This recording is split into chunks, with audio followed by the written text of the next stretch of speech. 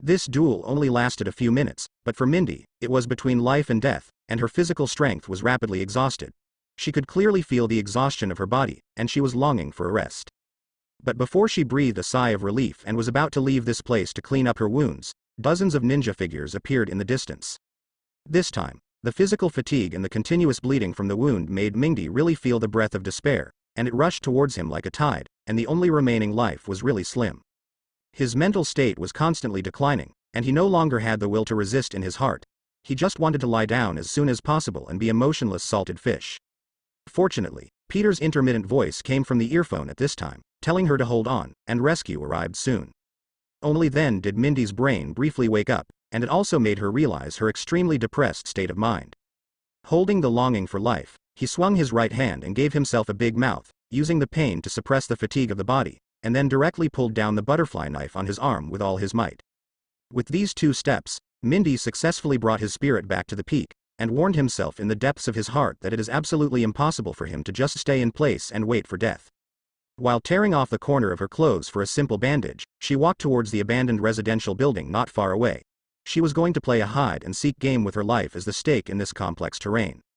At the same time, she also believes that Peter will come as soon as possible on the other side, so there is hope only if it is delayed long enough, and her own pride does not allow her to give up her life so easily. As for counter-killing, Mindy sensibly rejected this idea, not to mention the fact that the number of ninjas has reached dozens, and his physical fitness is close to being exhausted, which has become a fatal key. Judging from the only remaining weapons on his body, they are no longer able to support the goal of counter-killing. Both grenades and bullets are in a state of scarcity, and one is used less than the other. Mindy walked cautiously in the residential building. Although it had been abandoned for a long time, the interior was not as messy as imagined. On the contrary, it is a little clean, and some household garbage is regularly piled up in the corner. Based on what he has seen so far, Mindy speculates that there are still people living in it recently, and they should be some homeless tramps. But at this time, there was no one there, and it seemed that it was related to the police's large-scale crime-fighting operation. After all, Hell's Kitchen was a key investigation area. After walking around, I chose to hide my figure in a location extending in all directions, so that even if I was discovered, I would have room to escape. I saw ninjas passing by in the dark, and just as Mindy was rejoicing, a ninja seemed to have activated a cheating device, and suddenly appeared above Mindy, leaning against the wall, the steel knife in his hand. It is ready to go, and swung down at the ignorant prey in front of him. But Mindy still didn't realize the danger behind him, and a turning point appeared at this critical moment. Bullets after bullets helped Mindy stop the falling of the steel knife and kill the ninja behind him. The gunshot woke up Mindy, who was nervously observing, and she subconsciously rolled away from the spot. The ashes in the spot made her immediately understand the danger just now. Observing the originally planned escape direction, and looking in the direction of the gunshots, it turned out to be the Punisher, an acquaintance in the factory before. Thinking of Peter's previous evaluation, he approached the Punisher without a trace of hesitation. At the same time, the burst of gunfire also alarmed the ninjas who were searching in the residential building, and some of them began to look for the location of the gunshot. Frank the Punisher took a look at Mindy's direction and began to go berserk. He put on a heavy-duty sniper rifle, and with his perfect marksmanship, he almost managed to kill a ninja with one shot. With the sound of gunshots, a ninja must have disappeared in place, and the insignificant ashes on the ground were the only proof that they had been here. After a few breaths, under Frank's sniper rifle, all the ninjas in the residential building were forced to return to the spring, waiting for the next call from their boss. Seeing that Mindy had come to him, Frank quickly packed up his guns and said, "Leave first, we can't stay here for long." I saw the figure of Spider-Boy. Under the leadership of Frank, the two rushed to the outside of the residential building, passing through all the obstacles along the way, and all the ninjas they met were sent home for free to enjoy their blessings.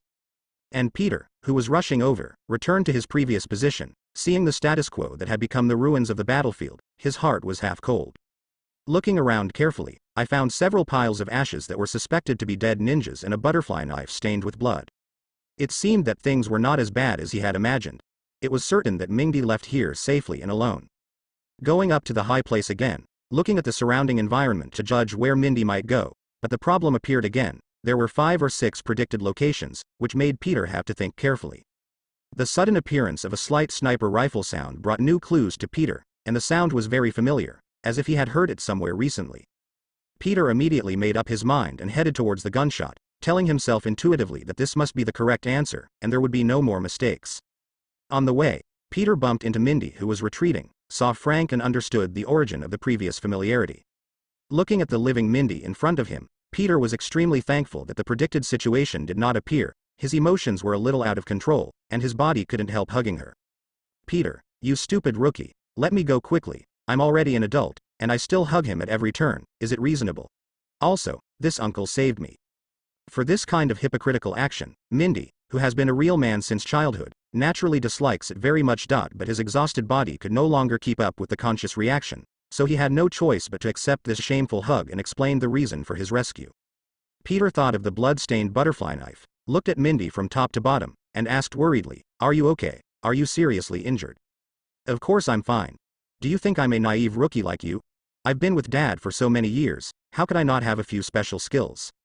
Unexpectedly, Peter would have even more excessive actions. This time, Mindy couldn't bear it any longer, and directly broke away from the clutches of the clutches. Being extremely disgusted, Peter was not surprised, because he knew Mindy's character. Of course, this did not prevent him from continuing to play dumb, using the dog's head rubbing method on Mindy, and turning around to express his gratitude to Frank by the way. Facing Peter's rubbing the dog's head, even though Mindy was angry, he couldn't vent it directly. Coupled with his tired body, he could only throw dead eyes to express his accusation. Frank on the side looked at the two people who were on a blind date and killed each other, and recalled some good times, but he, who has been in the society for many years, is very clear about the priority at this time. He said calmly, "Let's go back to a safe place first, the people behind you also need a timely treatment now." Frank's reminder made Peter remember Matt, who was still seriously injured, and quickly put him down to check his current status. Things are not going well. Symptoms such as rupture and bleeding appeared again in the abdominal wound. It should be because the previous bait play method and the various jumping movements during use were still too reckless for Matt. If the wound is not treated well this time, then for Matt, the bell of death is likely to ring for him alone. Peter shook his head to relieve the embarrassment in his heart at the moment, and asked, "Which hospital should we go to? The wound is still very serious, and the effect of the spider silk is about to end." Frank didn't expect this answer, which made him speechless for a while, but it also made him more convinced of his previous identity judgment. So he chose to directly interrupt Peter's answer midway, and frankly stated the reason why he met Peter tonight. "He's Daredevil from Hell's Kitchen, let's go. There is a safe place nearby to rescue him, and I happened to ask him for help."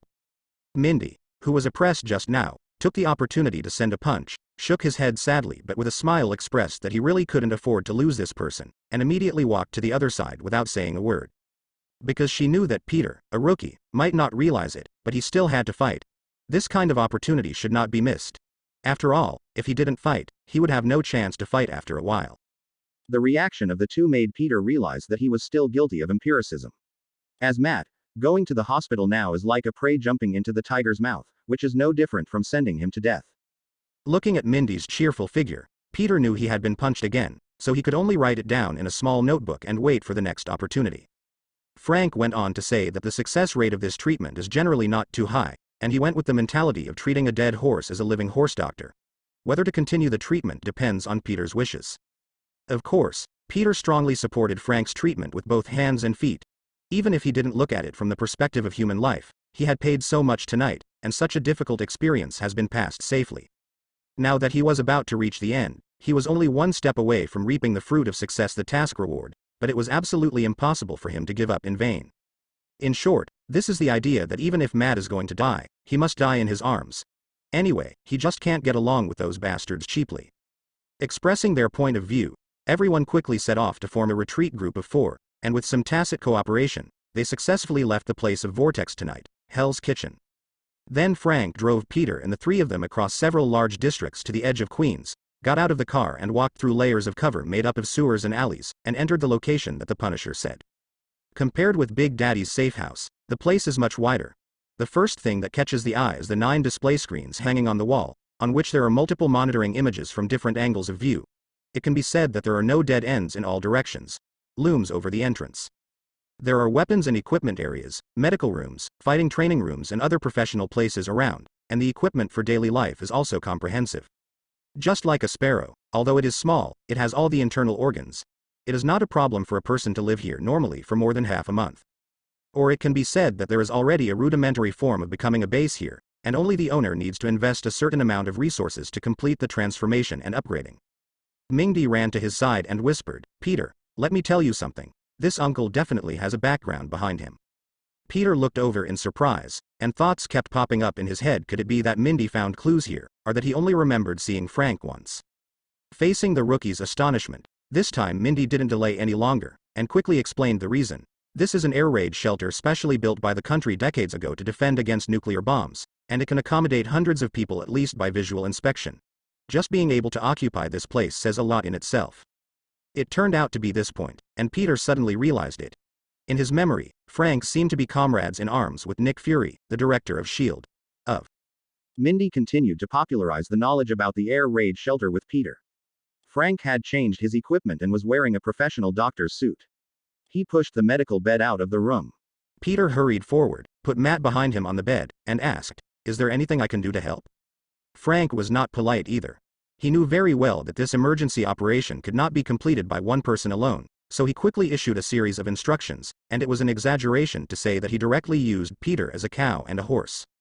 In just a few minutes, Peter walked back and forth dozens of times over the hundreds of square meters. At the last moment, both of them were unable to separate themselves, and Mindy, who was recovering from his injuries, also joined the fight against death. In the battle of the contest. After a whole set of intense and exciting procedures, even Peter, a stamina monster, had to say a tiring word, but all the efforts were worth it. Frank finally gave the order to rest, announcing that he had successfully taken his life from the hands of death. Seeing the two people cheering, Frank also suddenly felt the beauty of life, and turned his head to see Mindy's bleeding wound again. He handed the medical kit to Peter, pointed to Mindy and said, "You guys don't play anymore, your mission is not over yet, so hurry up and deal with the wound, otherwise there may be troublesome conditions such as wound inflammation and allergies." After speaking, he pushed Matt into the rest area to complete the rest of the trivial recovery work process. Hearing Frank's professional judgment, Peter took the medical box and quickly took out a series of supporting tools such as bandages and disinfectant. "Don't make a fuss at every turn, get down quickly, and hurry up for me." Before finishing this sentence, Mindy grabbed Peter's arm and brought it to his mouth, as if mentally prepared, while his teeth were ready to go. Peter saw that his mind was full of black lines, and he wanted to complain about it. Why did you pick up someone else's arm when you were ready, and what is the condition of those teeth? However, seeing Mindy's somewhat pale face, and not finding any substitutes around, he considered the danger of biting his tongue. Peter could only choose to contribute his left hand, and reminded, "For the sake of your injury, I don't care so much with you. Raise your arm up a little more. Get ready, 3, 2, 1. As the disinfectant was poured down and cleaned back and forth, two screams sounded one after another, from the wounded Mindy and the medical staff. Peter. "Ah, Mindy, my hand is going to be broken, take it easy, you are a real man you haven't seen in years, hold on, don't be as fragile as a woman, don't bite my hand again, this meat is not good eat." After some persuasion, Peter finally took his left hand back from Mindy's mouth, but his ears began to be attacked by words like 300 ducks quacking again. "Peter, do you think there is that kind of cosmetic needle in the current operation? If the stitches are removed by then, it won't look good. What do you think I should get tattooed to look better?" Extreme helplessness appeared on Peter's face, and he begged, "Don't worry, old man, be quiet. I will help you find the best surgeon to do it for you, and the money will be spent on the little money I hid privately. Treasury, please be merciful and give me this chance." Mindy was so stimulated that she had nothing to say, but her unyielding nature made her choose to change the subject, and by the way, she found a new ally, Frank, who just came out of the follow-up. "Peter, you must still be a bachelor now. It will be difficult for you to find a girlfriend if you continue like this. You say yes, uncle." Originally looking at the youthful girl, Frank suddenly thought of his daughter. If there hadn't been that accident, she might be as old as she is now, and suddenly there was an unknown impulse in her heart. After hearing the question, Frank, who fell into memory, was awakened, and he couldn't help saying, "Indeed, I really need to pay attention, but this title is also quite troublesome. Let's get to know each other briefly. Frank Castor, you can call me Frank." The sudden self-introduction made both of them stunned for a moment. And Mindy realized that he was about to answer, but he also remembered his father's instructions before going out, as well as the many troubles tonight, so he turned his attention to Peter and asked him to make this decision. Peter quickly made a decision. He believed that the advantages of revealing his true identity outweighed the disadvantages. The future trend is unpredictable, but generally it cannot be separated from the hero and criminal. It is undoubtedly good news to be able to reach a good comrade in arms relationship with Frank the Punisher. Even when it comes to matters on the official level, you can rescue Frank and borrow his huge network. Seeing Peter's nod in the act of taking off his battlesuit, Mindy's suppressed throat opened again. "My name is Mindy McCready, and this rookie is called Peter Parker." After the three people present exchanged names, Frank looked at the bandage on Mindy's wound, and couldn't help smiling, making a rare joke. Peter, your craftsmanship is good, and it looks quite delicate. Mindy saw the bow on the arm and a few small red flowers painted on it, and the result was naturally a cat and mouse play. In the end, the Mindy-like cat announced that the show was suspended midway due to physical reasons, and Peter also took a step back, and the bow tie was replaced by a normal knot. Frank saw the two who were still fighting, and quickly started a new topic. Peter, last time it was a melee of drug dealers. What's the situation this time? And also confronted with that group of immortal lunatics, they are a bit difficult to deal with. It's a long story to say, and it starts with. Peter explained to Frank the specifics of tonight's operation in detail, and Mindy added some details from the side, as well as the picture of fighting alone. It is not only to answer questions, but also to hope that Frank will check for leaks and fill in gaps for tonight's operation, so as to avoid clues that cannot be cleaned up, and the hands and will come to the door in the middle of the night in the future. Frank looked at it with a glance, and combined with the expressions of the two, he easily saw through the abacus of the two brats, and of course he would not refuse. Because behind raising this question, I also have such a plan, and I am going to take care of the remaining troubles myself. Apparently, both Peter and Peter were aware of this, and they lived up to his intentions. They sat up straight on the sofa, raised their spirits and listened carefully. After listening to the two people's narration, he looked at them with some surprises, and opened his mouth to analyze. Overall, there are no major mistakes. The luck of the two of you is really extraordinary, but you are still too impulsive tonight, Mindy. In fact, there is a chance to avoid it. Considering that they are still relatively unfamiliar teammates, Frank just said a few words, and then ended the specific analysis of tonight's action. At this moment, the equipment on the table beeped, and Frank left his seat to check the situation, then turned around and said, "It's almost midnight now, and you should go back, but that daredevil happened to be wake up. Do you want to take a look? Maybe there is a place for a motorcycle." Just hearing the time at this moment, Peter himself planned to go home directly. After all, Big Daddy's checkup was coming soon, and it would be a bit difficult to wander outside at that time. But when he heard the word motorcycle, he already knew that it was impossible to refuse. Isn't the origin of the whole night's tossing about this brand new motorcycle? Besides, the answer was so close, it was even more impossible for Mindy to just give up. Sure enough, Mindy had preemptively used the same reason. "We're going. Hurry up, Peter. After we finish reading, we'll go home, otherwise Dad will make serial bombing calls." At this point, Peter still had nothing to say. He also stood up from the sofa and moved his muscles and bones to follow. On the other side, on the hospital bed in the rest area, Matt, who gradually regained consciousness from a coma, did not get up immediately like ordinary people. It is to control one's own state at the first time, try to deceive the equipment wrapped around the body as much as possible, and prolong the time for the owner to be aware of it. Then use your keen senses to actively perceive the surrounding environment and various parts of your body to prepare for the next action. The result was far beyond Matt's previous expectations. There were no traces of binding, nor any imprisoning equipment. There were only 3 conversations with different voices coming from a distance. Before he fell into a coma, Matt originally thought that he must have been completely cold this time, and that he would definitely fall into the hands of those lunatics in Hand and Way. At that time, the choice between life and death will have nothing to do with him. But as far as the perception just now is concerned, let him let go of half of the worries in his heart first, and then make a judgment. This place is not a place for reconciliation, nor is it a place for specially setting up traps to confuse him. The analysis to this point also made Matt realize one thing: someone snatched the prey from the tiger's mouth of the Hand in society. The most important thing at this time is to think about the attitude of the savior. However, judging from the layout of the place and the healing effect on the body, the possibility of being an enemy is greatly reduced, but whether they can become friends is a matter of probability. Matt gradually relaxed the suppression of his body, allowing the medical equipment on his body to sense his awakening, thereby prompting the caregivers or the real person involved to come and observe. After a while, the sound of footsteps came from outside the door as he wished, and he mustered up his energy to carefully perceive every move outside. After all, this is a matter of life and death, and there is no room for sloppiness. The verbal conversation of the 3 and the change of pace made Matt start to generate the first image in his mind. One of them was a girl in her teens, and the slightly naughty words in her words reminded him of the wanton flying of youth. And the 2 people walking behind should be the ones talking, and their heartbeats are slower and stronger than the other, which is simply outrageous. In the more than 20 years since I was a child, I have never encountered one in 3 or 4 years, but these 2 days have appeared in groups. First, the Hand led by Mrs. Gao and others, and then these 2 benefactors. It seems that something big is about to happen in Hell's Kitchen recently. His mind couldn't help but fall into the deduction of the future, so Matt had to stop the endless guessing in time after he had a headache on his tongue, otherwise something bad would happen. Working together with hands and feet, he slowly sat up from the hospital bed, ended the previous state of pretending to be asleep, and leaned against the head of the bed to wait for the arrival of Peter and his party. Pushing open the door, at first glance, I found that Matt, who was still hovering in the hands of the god of death, was now able to stand up alone. But that overly pale complexion undoubtedly also indicated that his state was not good, and it was a fact of being stubborn. For some reason, Frank did not make a sound after entering the room. He just stood aside and looked at Matt on the hospital bed thoughtfully, as if he was thinking about something. Behind them, Peter and Mindy looked at each other. Although they were a little surprised, they didn't speak out rashly. The two chose to stand by the door quietly as spectators. For a moment, no one in the room spoke, and the scene fell into a stalemate. Both Frank and Matt were aware of each other's intentions, and both wanted to wait before striking, hoping that the other party would speak first. This stalemate did not last long.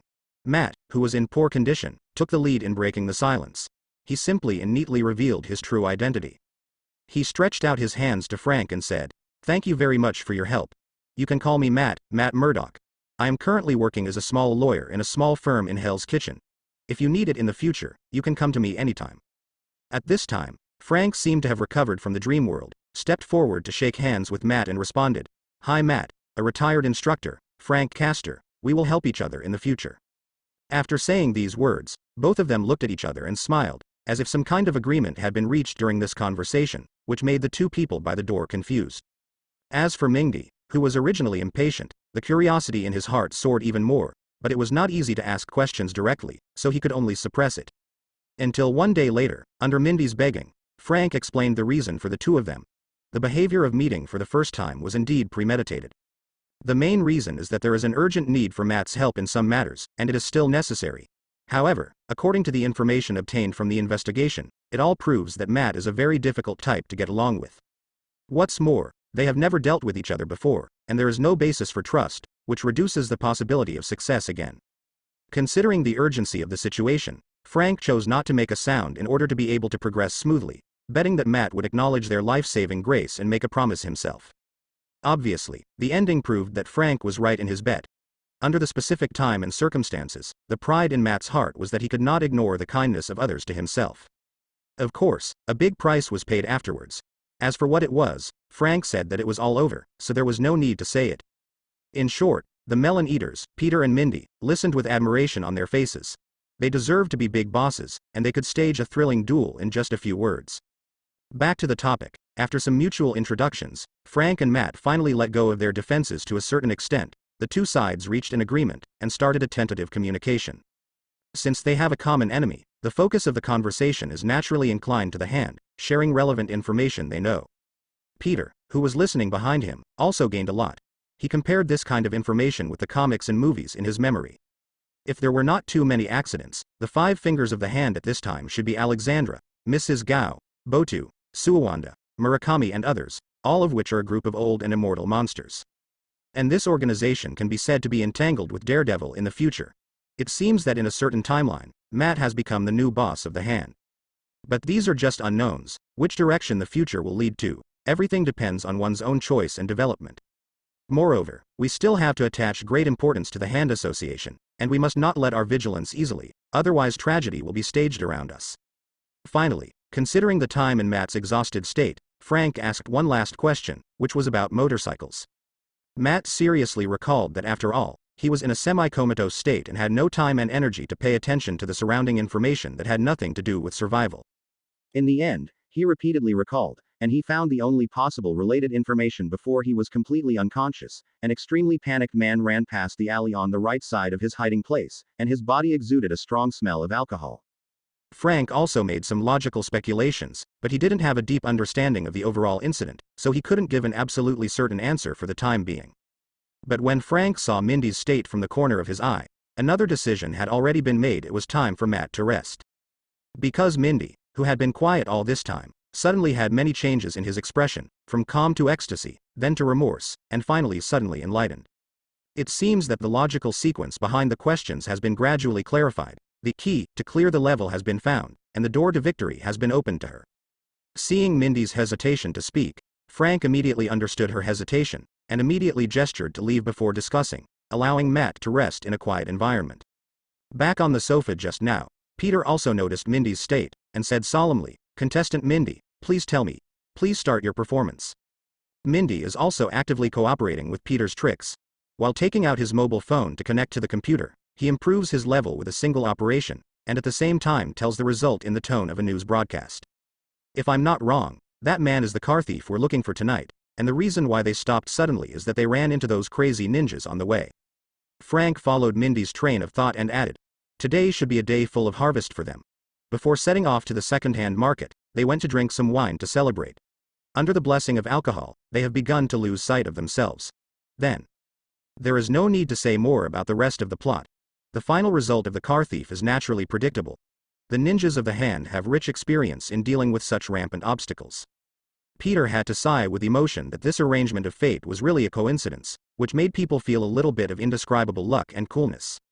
If the car thief didn't meet the ninjas of the hand at that time, then the motorcycle would not stop halfway, which means that he would pass by the comatose Matt, and then. Mindy began to put the map of the mobile phone on the big screen, pointed to the place where he stopped, and drew a circle around, and made a final conclusion. These speculations also proved one thing: our motorcycle, the car, is within that range.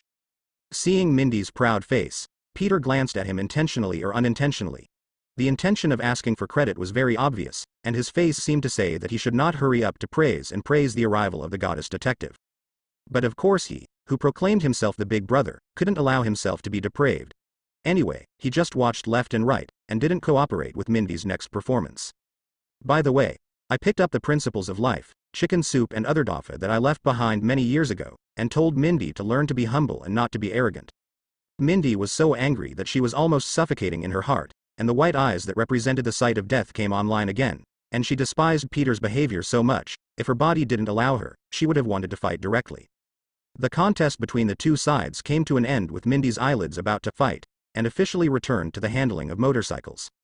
Because the signal of the motorcycle suddenly disappeared for some reason, this time the two people quickly reached an agreement, and they both tended to go tomorrow. This red circle may seem small, but it actually covers an area within a few kilometers nearby. It will take a lot of time to find a lost motorcycle. Therefore, starting at this moment, its cost performance is not high. What's more, it is still the notorious Hell's Kitchen. It is undoubtedly an extremely stupid behavior to choose to enter in a state of scarce physical strength and physical exhaustion.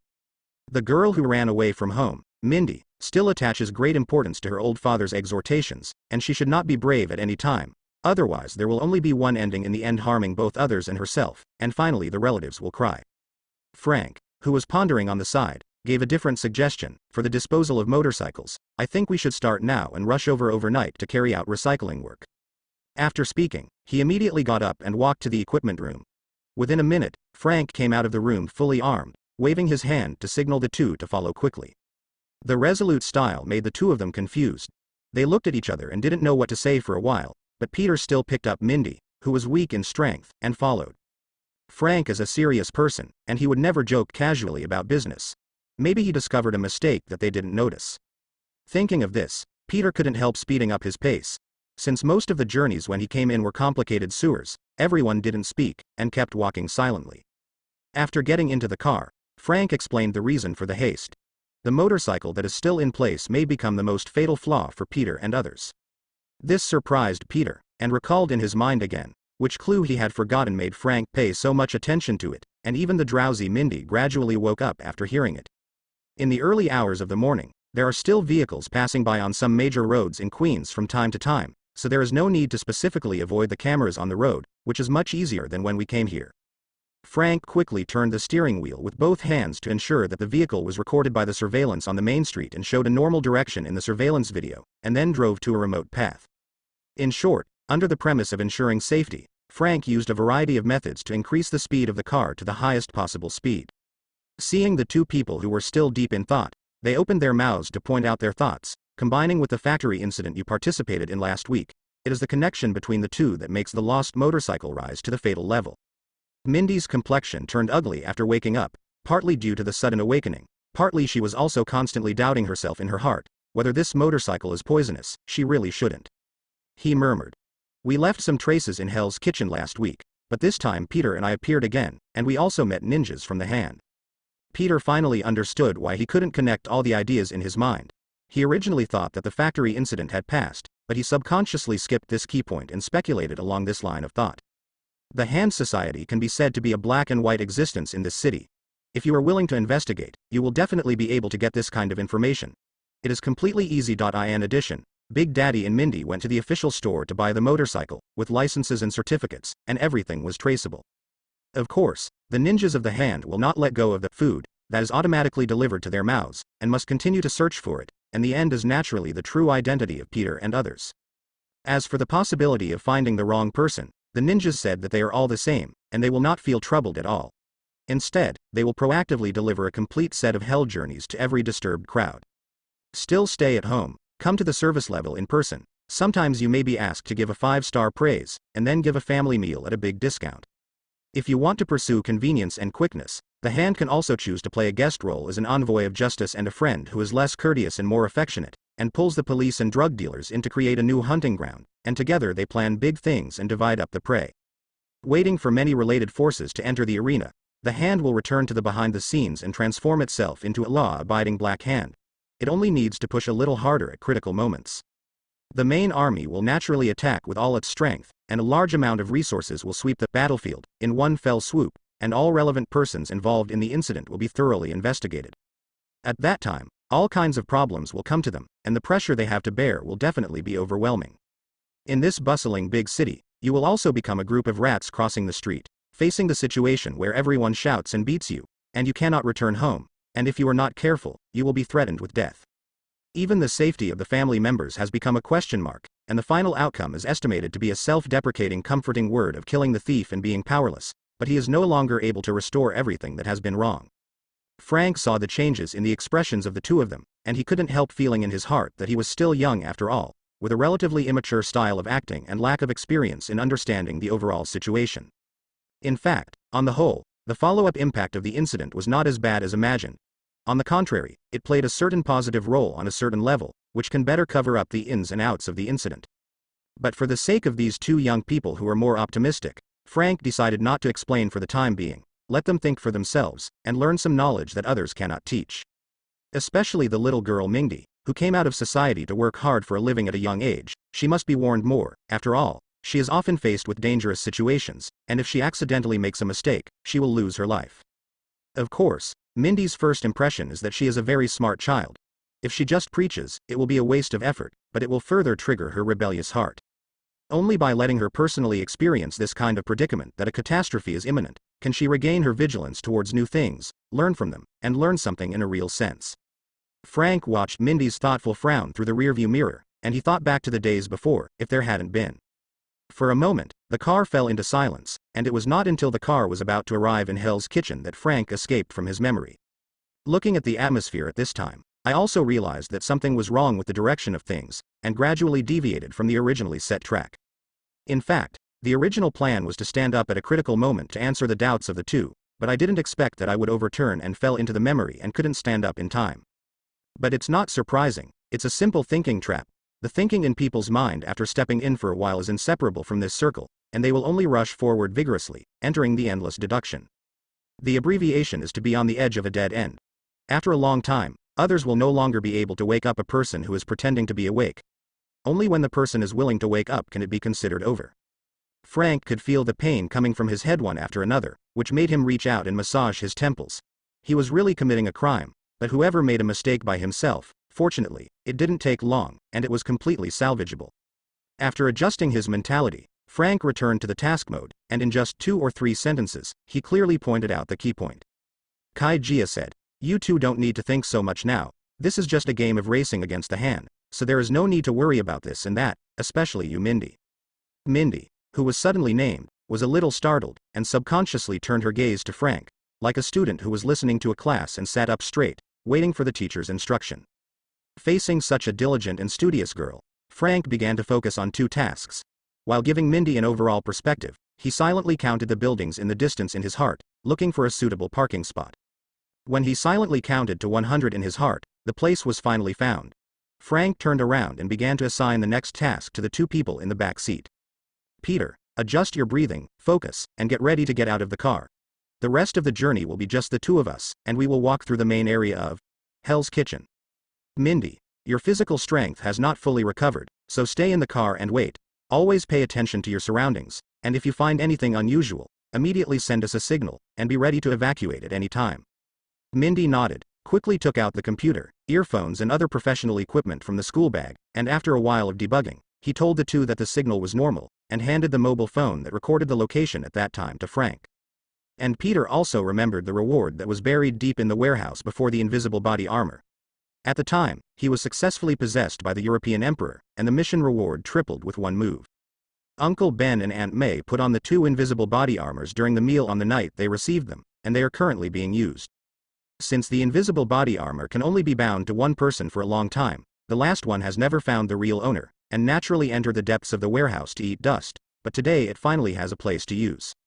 Looking at Mindy, who was in poor condition, Peter quickly clicked on the panel to assign the invisible body armor to Mindy. At that time, even if he encounters another ninja attack, he can delay a little longer and increase his hope of survival.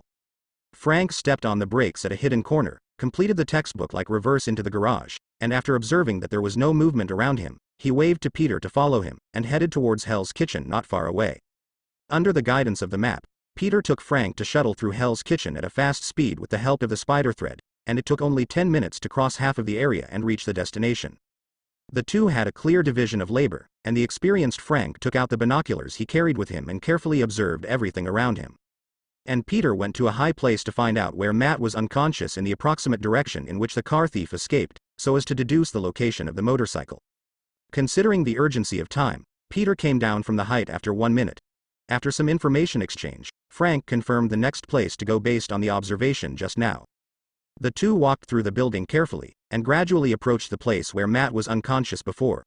The whole journey was safe and sound, and there was no ninja figure in sight. "Have you already retreated? This is unreasonable, or there is an ambush around?" Peter asked himself in his heart and began to look around frequently. Suspiciousness slowed down his movement speed, but he saw the fast-moving figure in front of him, Frank, who came out to fight on the front line in the middle of the night for them. Peter quickly suppressed the complicated thoughts in his heart, and held the belief that the boat would be straight when it reached the bridge. At worst, he would be able to rush over there. Anyway, none of the ninjas in the hand were able to fight. Put your mind right and use the spider silk to increase your forward speed again. The first one is no. The second one is no. The third one. Persistence was rewarded, and the two finally found it in the 5th position, a dilapidated large truck parked deep in the alley. Peter hurriedly stepped forward to open the car door, and at a glance, there were hundreds of motorcycles neatly placed on the racks, and a scene full of mechanical feeling rushed towards him. Several of them are extremely cool Harleys, with blue and black bodywork and obvious flame patterns on the rear, which are extremely dazzling among the many vehicles like fireflies in the dark. Even a layman like him can see its pricey value, but in the minds of enthusiasts, this is their dream luxury car, and they will be addicted to it. Peter wiped the saliva that didn't exist at the corner of his mouth to remind himself of his current situation, held back the slightest desire in his heart, turned around and ran towards the vast garage decisively. According to the serial number marked on the shelf, I found the motorcycle that had become an ugly duckling, in my heart, looked back, and then carried it off the truck without looking back. Because he was worried that he would take another look. Tonight, no, it is already early morning, and today's workload should be doubled again. It's not worth it, so let's go. Frank, a middle-aged man who was experiencing wind and rain, was different. He focused on another aspect, inferring from this that not all the car thieves fell into the hands of the ninjas, and they wanted to come back to take away this batch of valuable goods. This hiding method perfectly uses the principle of viewing angle difference, and covers most of the abrupt places well through the combination of the color of the truck and the environment. The first impression it gives people is that it is an ordinary alley without any valuables. Naturally, irrelevant people passing by will not stop here, which largely avoids unnecessary accidents. Upon seeing Peter come out, Frank immediately began to clear the traces of his arrival, leaving some very tempting clues, hoping to lead the ninja down another wrong path. The two once again carried out an extremely fast version of the morning run, but this time there was an extra motorcycle on Peter's shoulders, but this did not stop his ardent desire to go home.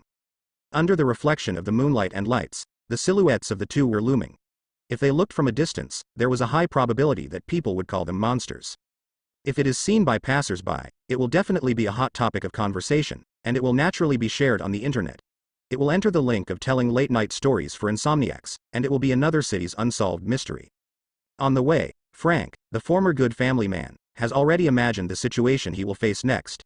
Judging from his years of experience, Mindy's curiosity is at an extremely strong level. Under normal circumstances, you will ask everything clearly before you are willing to end. Coupled with the doubling of previous ominous speculations, this time the inquiry is absolutely hell level. For Frank, who doesn't want to face Mindy alone now, it would be a disastrous existence, so he decided to start a leading topic, and asked Peter to promise to be responsible for all of Mindy's questions. Peter, who was in a hurry to hurry, didn't think of this at all, and he agreed with all his heart. Frank smiled knowingly, and he could only say that he was still a young man after all, and he had never experienced the way. And Mindy, who accepted the stay-at-home task, did not let go of her worries. She moved her workplace from the car to the abandoned residential building next door. His eyes were fixed on the computer screen in front of him, watching the red dots symbolizing the two people move rapidly, and the guilt in his heart also increased accordingly. Mindy began to reflect on his own behavior, because he was stimulated by the sudden change of Big Daddy at home, and the resentment in his head had nowhere to vent. The other part came from the enemies who were killed by their father and daughter. The life goals of the past 10 years were fulfilled as expected, and something was suddenly lost in the planning for the future. The combination of the two made her in tonight's action. Whether it was in the process of decision-making or execution, her whole person was referred to as the top. Some of them can even be said to have not been reviewed by the brain at all, which led to the current situation, but fortunately, there are still people who can help out, otherwise. All kinds of troubles tonight can be regarded as waking up Mindy, making her aware of all kinds of problems in herself, and giving her a chance to return to her previous state. Turning her attention back to the screen, she cheered unconsciously when she saw the red dot gradually approaching, her eyes filled with countless expectations, and she looked up at the intersection where she returned. Peter was carrying the motorcycle, and Frank followed closely behind. At first glance, neither of them had any obvious injuries, and everything seemed to be going well. Mindy quickly packed up the equipment placed on the ground, stuffed it all into the backpack, pulled the zipper up with some difficulty, and ran downstairs quickly to join the main force. Looking at the figure in front of him, he subconsciously asked, "Peter, how's the matter going? Are you injured?"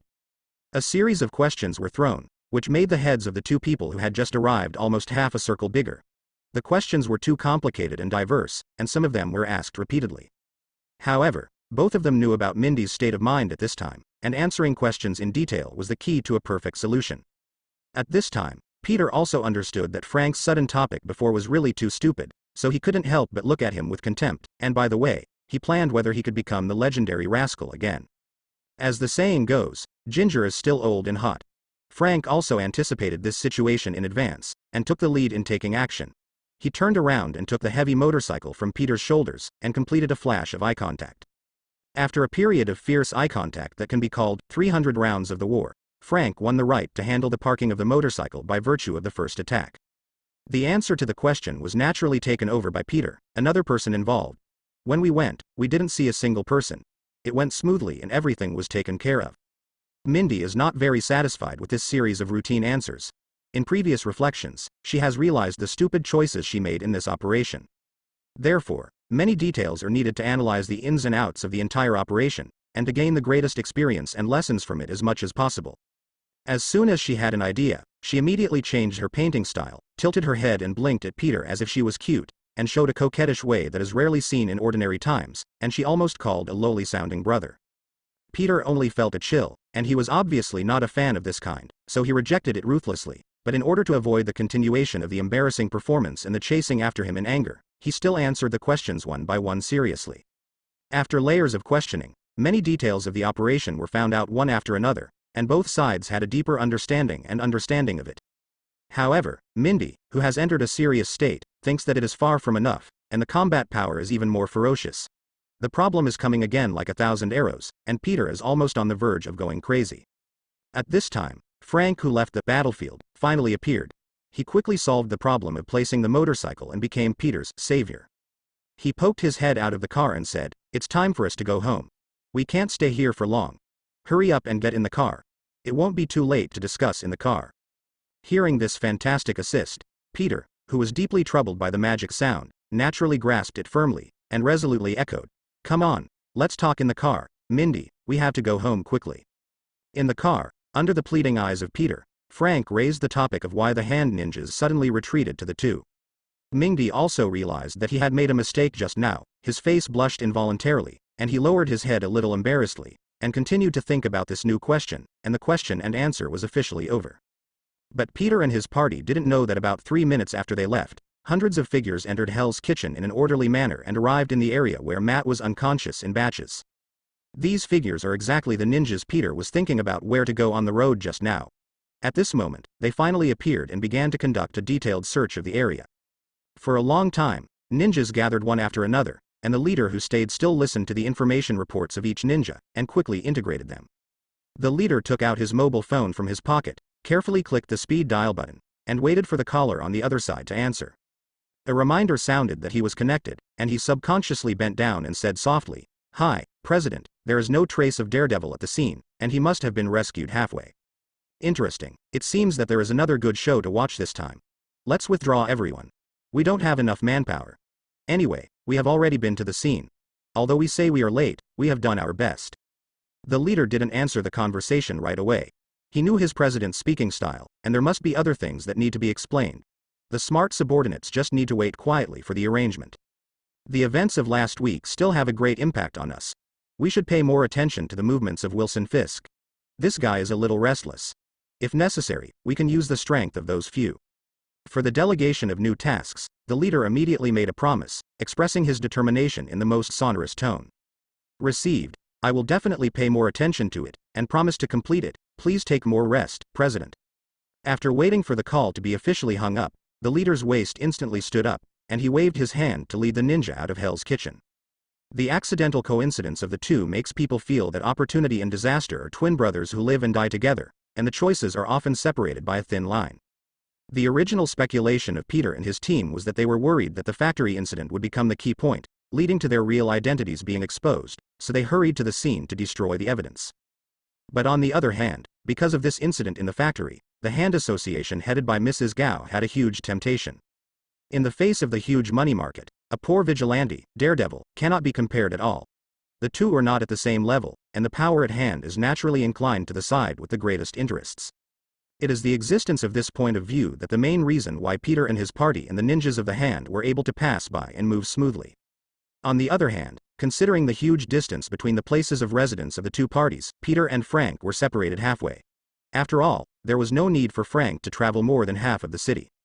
In the early hours of the morning, Peter drove Mindy home, and experienced an intense and exciting drag racing journey on the deserted streets. When they got home, it was 2:30 in the morning, and Uncle Ben and the others had already gone to bed. Here, Peter remembered the text message he had sent before that he might be late.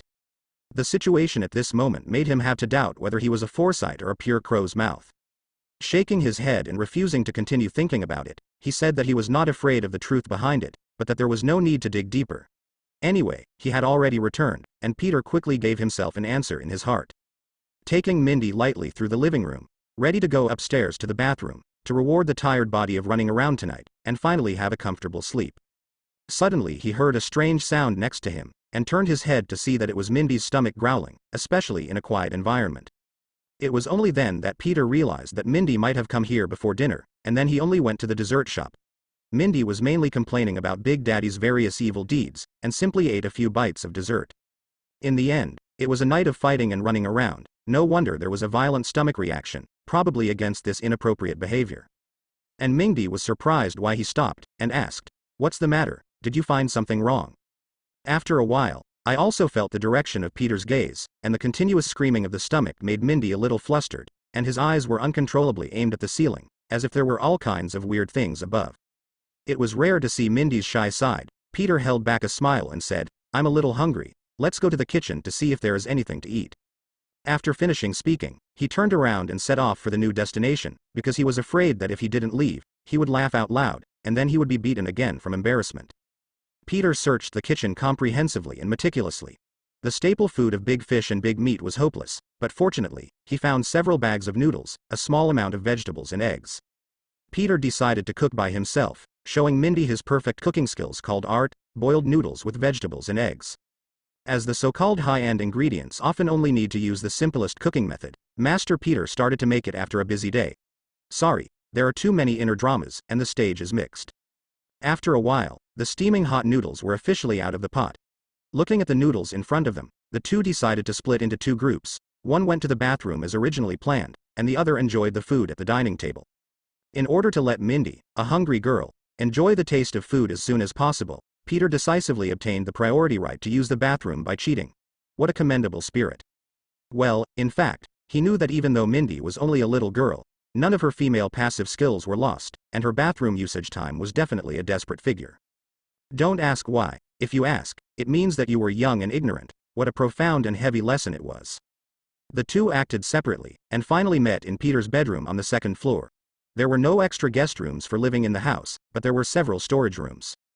But it's not easy to clean up now. If there is any more movement, it will disturb Uncle Ben's rest, so I decided to make do with it for one night and make plans tomorrow. Peter simply made a floor bunk in the room as a way to relive the memories of the past. As for the big bed, leave it to Mindy with tears in his eyes. I don't know if it's because Mindy has the habit of sleeping on the bed. She has been unable to fall asleep for a long time. She tosses and turns on the bed. A living little monkey is making a fuss. Turning around for a while, and chatting with the half-asleep Peter Sky. Peter, do you think Dad is too unreasonable? You can judge. Oh. A mechanical response slowly came out of Peter's mouth.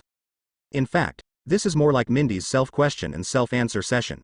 After all, Peter is just an old tool guy, useless at all. Confused, Peter opened his eyes and looked at the time, and found that it was 3:30 in the morning. This is a relatively special time point.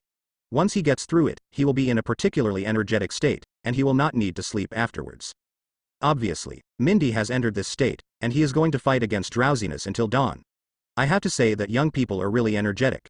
After passing this threshold, his state is not as good as every year. It seems that it is time to pick up the good habits I have developed before, and ask Aunt May to help me go to the supermarket to buy some goji berries tomorrow.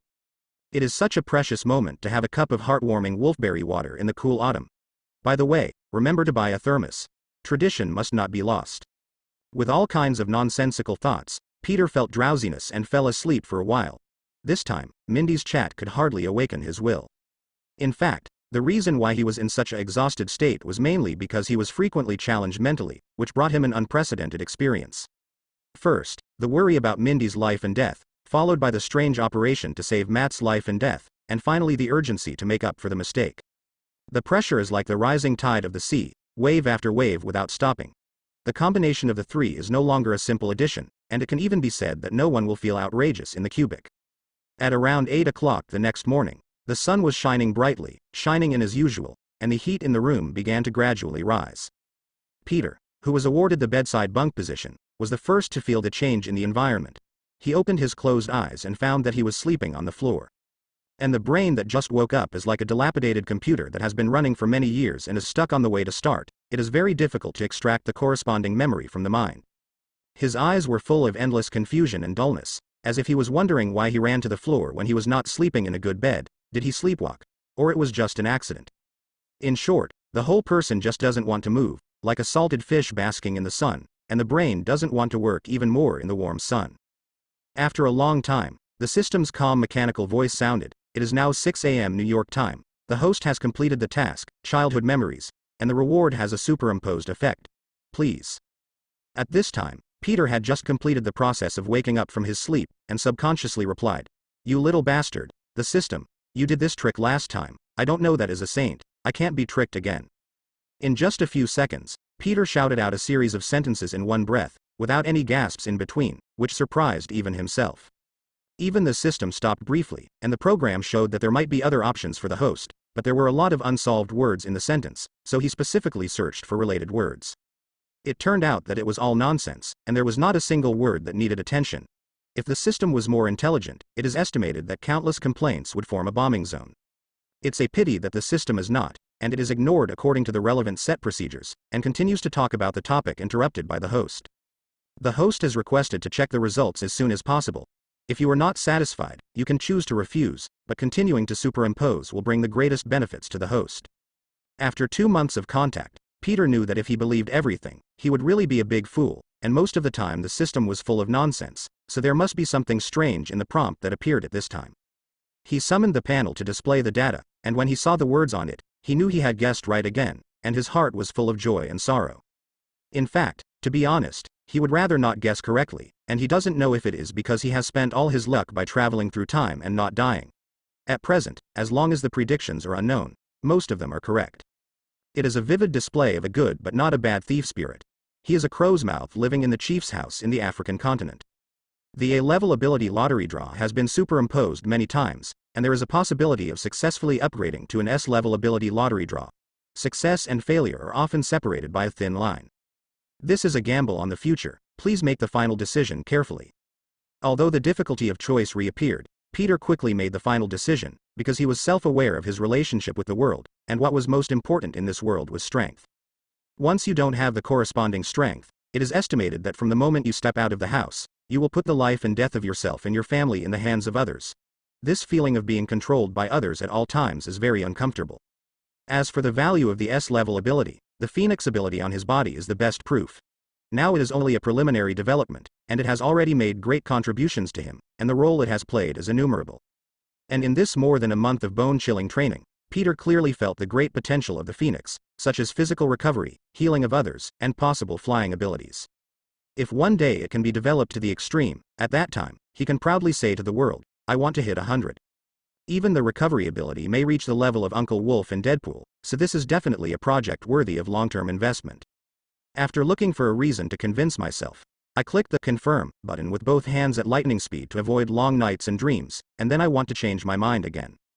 Back to reality, the time has come to 9 in the morning, the warm sunlight is gradually changing its function, and the heat in the room is rising. Peter quickly left the bed and headed for the bathroom. Today's task is not easy, and there are still a lot of things to do. Just cleaning the storage room is a huge project, which requires a certain amount of time and manpower. At present, there is no shortcut, and the only option is to work hard. And now that they have started tidying up, as the saying goes, a sheep is herding, and a flock of sheep is also herding, and the other 2 storage rooms in the house must not be skipped. After the daily cleaning of the body, Peter rushed to the second destination, the dining table, to provide sufficient resource reserves for the next work. In the kitchen, Aunt May smiled knowingly when she saw the figure coming downstairs, picked up the breakfast she just finished in front of her, and said, Good morning, Peter, sit down and have breakfast. Morning, Auntie, let me get it. Peter hurriedly stepped forward to take the breakfast for 7 people, 2 of which belonged to Uncle Ben and his wife, and the remaining 5 were all his.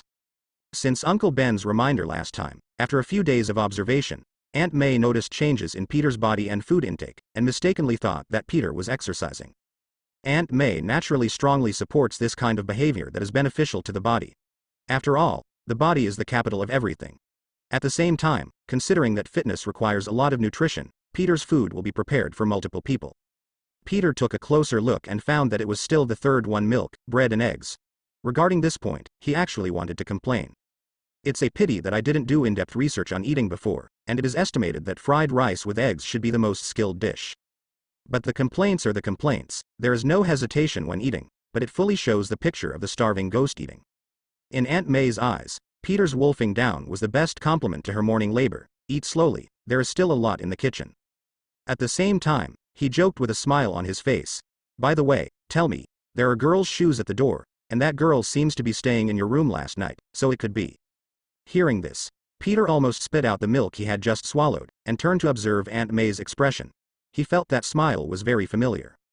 It was clearly the same smile that the mother showed when she saw her son bring back his girlfriend, as if saying that her wild boar had actually got the cabbage, and her heart was full of relief and pride. Peter wiped off the milk from the corner of his mouth, and explained from beginning to end. If it was too late, the misunderstanding would be aggravated, not to mention that Mindy is only in his teens now, and it is not too much to say that he is a kid. If Aunt May had to meet Mindy before explaining it clearly, she might wonder if her nephew had gone astray and become a pervert. This event, which symbolizes the death of society, Peter will never let it happen.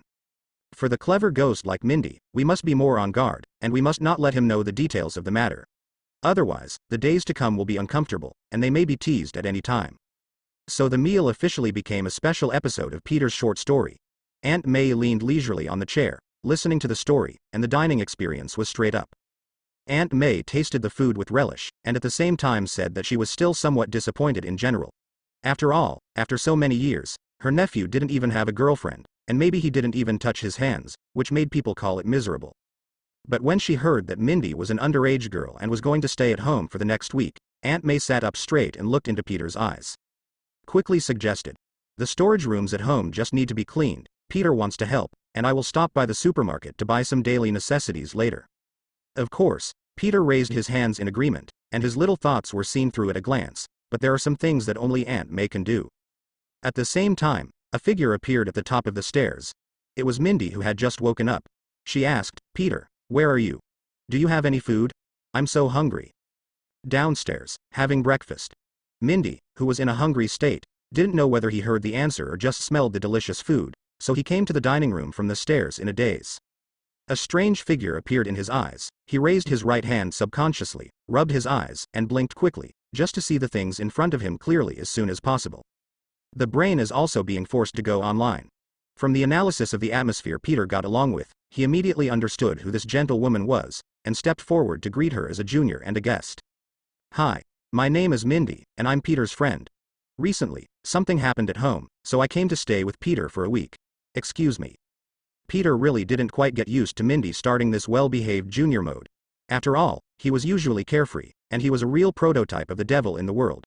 He could only hold back a smile and began to introduce to both parties. Aunt May at the side naturally saw clearly, recalling what she just said. It was obvious that the little girl in front of her was a little nervous now. Quickly stood up to take over the situation, and said gently, "Hello, Mindy, come and sit down here. How did you sleep last night?" At the same time, he gave his nephew a slightly murderous look. "Peter, don't sit here stupidly. Go to the kitchen and get some breakfast." The people who eat melons were fallen from heaven.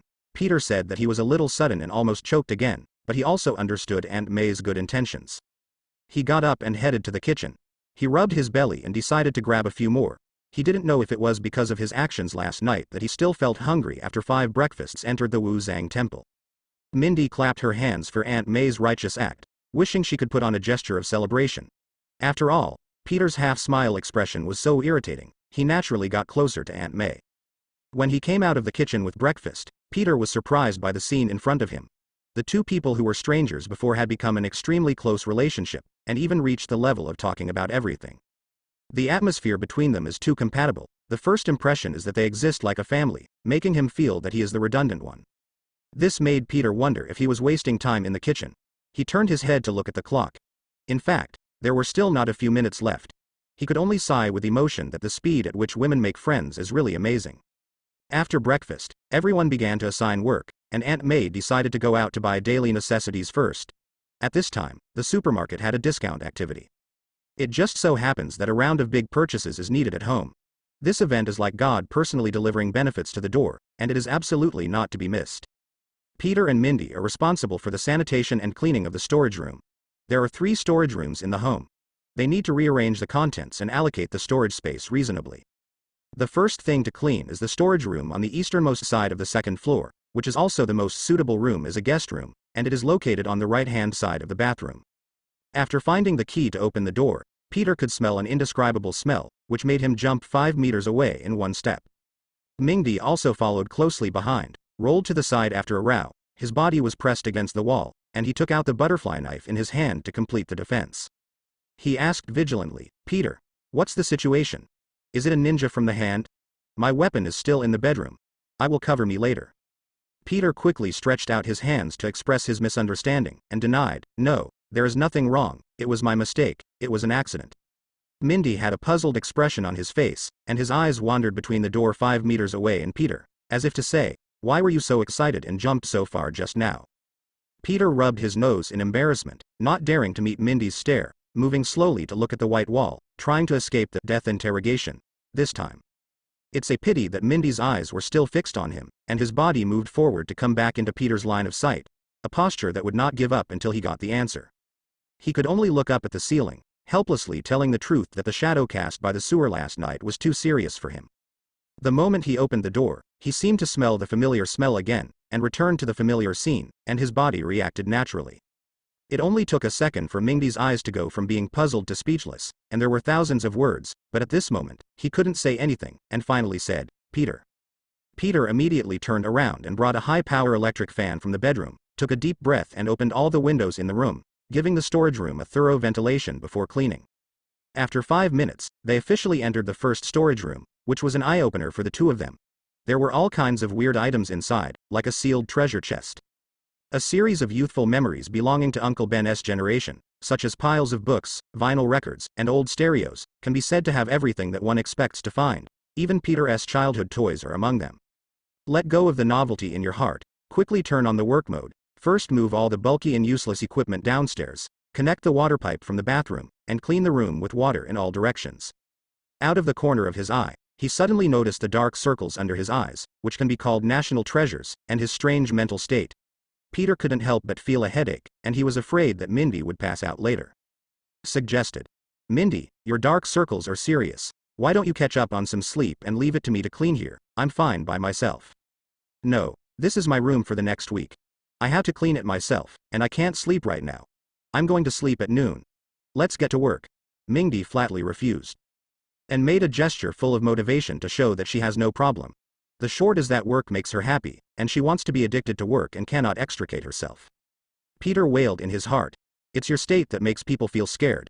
It's no different from the great God, who is about to complete 3 days and 3 nights. But the words have come to this point. It is not good to continue to persuade. It is really not possible. When the time comes, the blue flame-like spider thread will come online again, and the idea of remedial after the accident is officially born in the mind. After more than an hour of bloody battle, Peter can finally announce that the room has temporarily come to an end. Although the overall look is still a bit shabby, the basic equipment in the room is considered complete, and you can move in with your bags tonight. Among them, there are many items in the storage room that can be used directly, otherwise it is estimated that I will have to fight for about an hour. As for the next upgrade and optimization of the internal environment, let Mindy complete it alone. After all, everyone's needs for the environment are very different. Especially since Mindy is still looking forward to the new room very much, there is no need to help her make decisions. The best way is to let her play freely. Standing on the spot and stretching, exercising the muscles and bones that had been worked for a long time, Peter did not stop too much. After a few breaths, he brought up the electric fan and water pipes and went downstairs. He did not forget that there were still 2 major projects downstairs. With previous experience, following the same process, plus the remote command of Aunt May, the main force, and the addition of Uncle Ben, the overall situation is much easier. After everything was over, it was past 1 o'clock in the noon, and the work started at 9 o'clock in the morning. After more than 4 hours of cleaning, the cleaning project of the 3 storage rooms was finally completely completed. Peter proudly admired the area with his hips akimbo, his face full of complacency, and he almost shouted, "Look, this is the country I have built for you." Mindy, who was paralyzed on the sofa at the side, saw everything in his eyes. Although he couldn't hear the coquettish words deep in his heart, he could also see part of it from the rich body movements. She rolled her eyes uncontrollably. If it wasn't for Aunt May's face, she would have already verbally avenged her previous revenge. The order of the topic of retaliation has been clearly thought out, and it is guaranteed that Peter's shame will soar until it explodes, and the person involved will remember it for at least a month. Mindy stared at the hideous figure in front of him, slapped his thigh and said, "It's a pity that this is such a good opportunity, Peter. You have to thank me for not killing me." Peter also seemed to feel a chill coming from behind him. He looked back and found nothing unusual. He stopped his nonsensical thoughts, put the tools back to their original places one by one, and waited for the next use. Aunt May, the commander of the cleaning project, naturally didn't know that there was a fight in the living room outside because of her face. She had been waiting in the kitchen for a long time, and when she received a signal from outside the kitchen that the family members were ready, she brought out one after another a sumptuous dish from the kitchen. On the one hand, it is a reward for everyone's hard work in cleaning, and on the other hand, it is also for Mindy, who is very friendly. This is Mindy's first visit to the house. It's quite strange to say that, whether it's Uncle Ben and his wife or Frank the Punisher, for this kind of middle-aged people, Mindy's popularity makes people call him a monster-like existence. No, Peter has begun to hear Uncle Ben complimenting Mindy on his gentleness and loveliness, which made him wonder whether the world is crazy, or whether he has accidentally fallen into the legendary illusion and is now trapped in a fantasy world. He was so bored that he couldn't understand it, and finally a reason came up in his mind to explain this phenomenon. That is, Mindy's camouflage skills have surpassed the limits of human beings, and have reached such a terrifying state. They can confuse the real with the real, and let people see a different side. However, all speculations disappeared before the delicious food, and 10 exquisite dishes were placed on the dining table. Peter was dazzled by the seafood that Aunt May went to the supermarket to snap up this morning, and the top-quality beef that Uncle Ben brought back from the company. Every dish on the table embodies the dignity of Aunt May as a housewife for many years. It can be said that this meal is absolutely generous. After waiting for Aunt May to serve, the lunch officially started, and Peter became the first person to charge. When the food entered his mouth, there was only one thought in his mind: delicious and eat quickly. After tasting the feast, Peter and Mindy, who were satiated, lay down on the sofa, chatting about their actions last night. Uncle Ben has gone back to his room to rest and has to go to work later, while Aunt May is cleaning up the mess after the meal in the kitchen and washing all the tableware. The two wanted to help, but they were both kicked out, saying that their joining was a burden instead, and more often it was to delay the end of the process, so they were asked to leave the kitchen as soon as possible. There was no way, so the two came to the sofa in the living room. With the inertia of human nature, leaning against the sofa for a while turned into lying down. The topics of the two were extremely jumpy. One moment they talked about the major events between countries in the world, and the other moment they talked about the environment in the courtyard next door, which was completely illogical. If outsiders were listening, they would probably sigh in the end. It's easy to make a fuss if you don't know much. I didn't expect that there would be two talking ghosts who can be called crouching dragons and phoenixes in this small residential building. At this time, the ringing of the mobile phone put this epic conversation into a pause time. Peter stepped forward to pick up the mobile phone, unlocked and clicked on the unread message column. Taking a closer look, it turned out to be a message from Harry, which made him a little bit puzzled. Why it was Harry who opened this unknown text message with confusion. I saw that something happened to Peter. I made a mistake about the time. If Dr. Connor's research project doesn't go in this week, I guess there will be no chance in the future. That's why I've already secured the intern position for you first. Come to the company this afternoon when you have time to go through the entry procedures for you. By the way, Gwen is the team leader of your intern team. After reading the entire content of the text message, Peter felt his head spin several times. He thought it would be an invitation to a party that fit Harry's identity, but he didn't expect it to be the intern he mentioned a week ago. If you choose to accept it, you will have to be an intern under the eyes of a professional doctor of biology. One can imagine the difficulty of this matter. Moreover, there is very little knowledge about the field of biology in my mind at present. At most I have an understanding of some basic knowledge, and the possibility of being debunked is too high. After repeated hesitation and thinking, Peter froze in place, motionless for 3 minutes, and finally made the decision to go out. Although his inner choice at this time is still more inclined not to go out, as a direct beneficiary of this operation, he really can't think of a better reason to refuse. And even if he wanted to get cold feet at the last moment, it would not hinder his plan to go to Osborne. At least it was the most basic thing to say thank you to Harry in person. Of course, the piece of information about Gwen didn't have any effect on him at all. Yes, there was nothing wrong with it, he could swear to God. Isn't it just going to a special laboratory to be an old bastard? After making a decision, Peter quickly started to act without further entanglement with other things. He went upstairs to change his clothes and put on a formal suit and an ordinary tie. Looking at the figure in front of the mirror, he inadvertently dreamed back to the past, and the first impression in his mind was that of a migrant worker enjoying social benefits. This feeling makes people laugh and cry. Let the body bypass the brain, and directly control the hands to strike left and right. Lift up your spirits and comment on the figure in the mirror again. No, this is what a proper future business tycoon looks like. Turning around, he found the relevant documents that might be needed from the room and put them together. Peter stuffed them into his school bag and got everything ready, and he replied to Harry's short message by the way. At this time, Mindy, who was still paralyzed on the sofa, saw the rare dressed-up Peter, and suddenly became energetic, like a sleepy cat seeing a ball of yarn, and always couldn't help but want to stretch out its paws. Sitting up straight, he asked confusedly, Peter, where are you going with this outfit? Could it be a date, and girls don't like this type now? Peter hurriedly approached, reaching out his hand to block Mindy from continuing to speak, because Aunt May just felt the issue of his being single this morning. If you want to continue discussing this topic now, it is undoubtedly ordinary people who go to help tigers pull their teeth, which is purely self-inflicted, and there is no other classification. Quickly change the topic with a question. I'm going to the Osborne group, are you interested? Do I need to wait for you? Mindy, who failed to tease her, felt drowsy again, and responded with a yawn. No, Peter, go by yourself. I want to sleep, from now until tomorrow. Of course, Peter nodded to express his strong agreement. This state really needs a good rest. However, falling asleep at this time can only be the ultimate one for one approach. Once the rhythm of sleep is not handled well, it is estimated that tonight will be another battle to the death.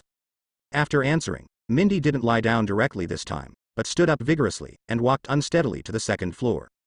Peter looked at the tumbler's posture and had to give Mindy a thumbs up. The footwork was beautiful and the foundation was solid enough.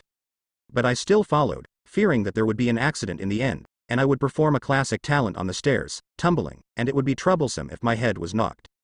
Aiming at the right moment, he picked up Mindy, sent him back to the room like a cat, and helped to cover him with a quilt so as not to catch a cold. Peter clapped his hands and said, this time, everything is really ready, only the east wind is owed. As usual when going out, he went downstairs and told Aunt May, who was still in the kitchen, about the possibility of returning late, saying that he could just save some food and there was no need to wait for him to come back. The moment he walked out of the gate, the previous picture suddenly flashed in Peter's mind, and he froze in place for a moment, carefully comparing it.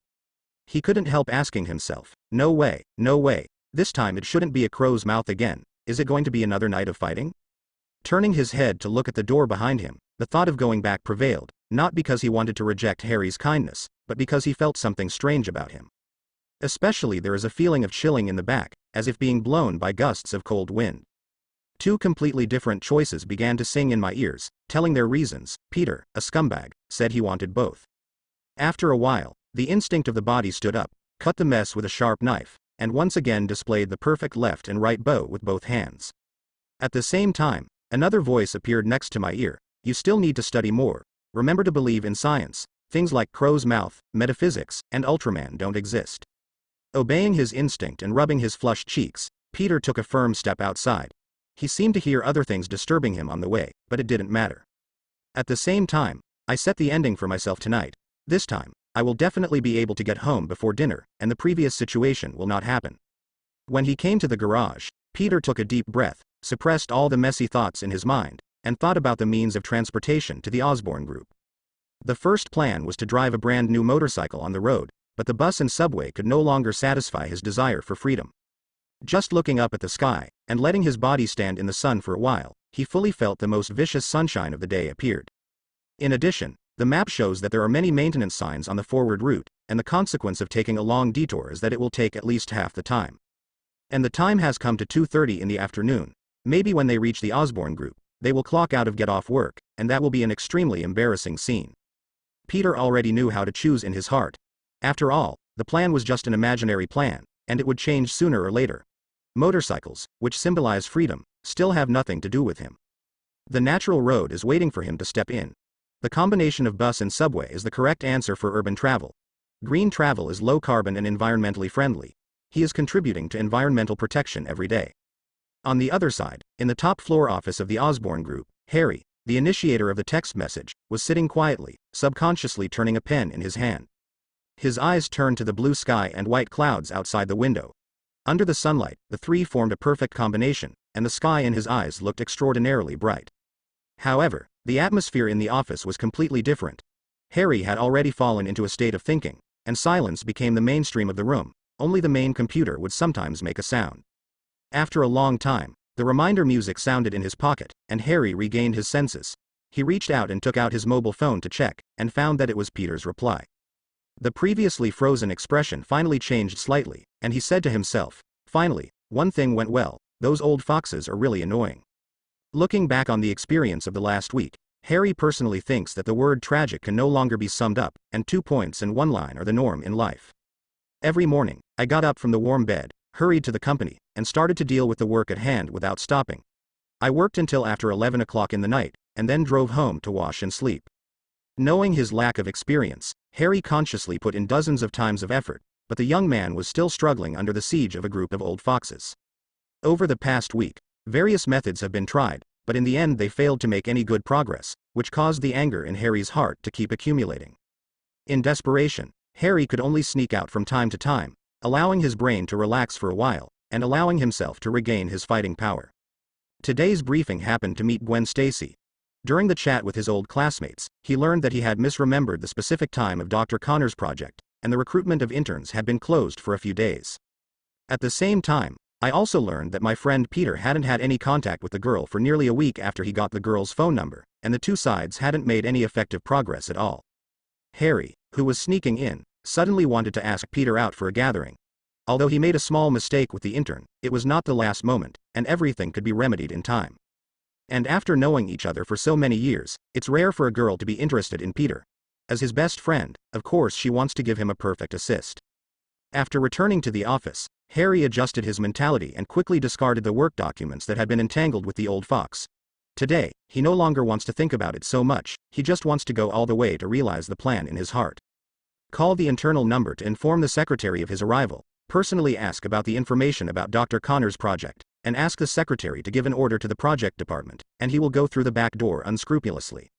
However, Harry's acting style changed from his usual cautiousness, and a group of old foxes in the board of directors naturally noticed this sudden change.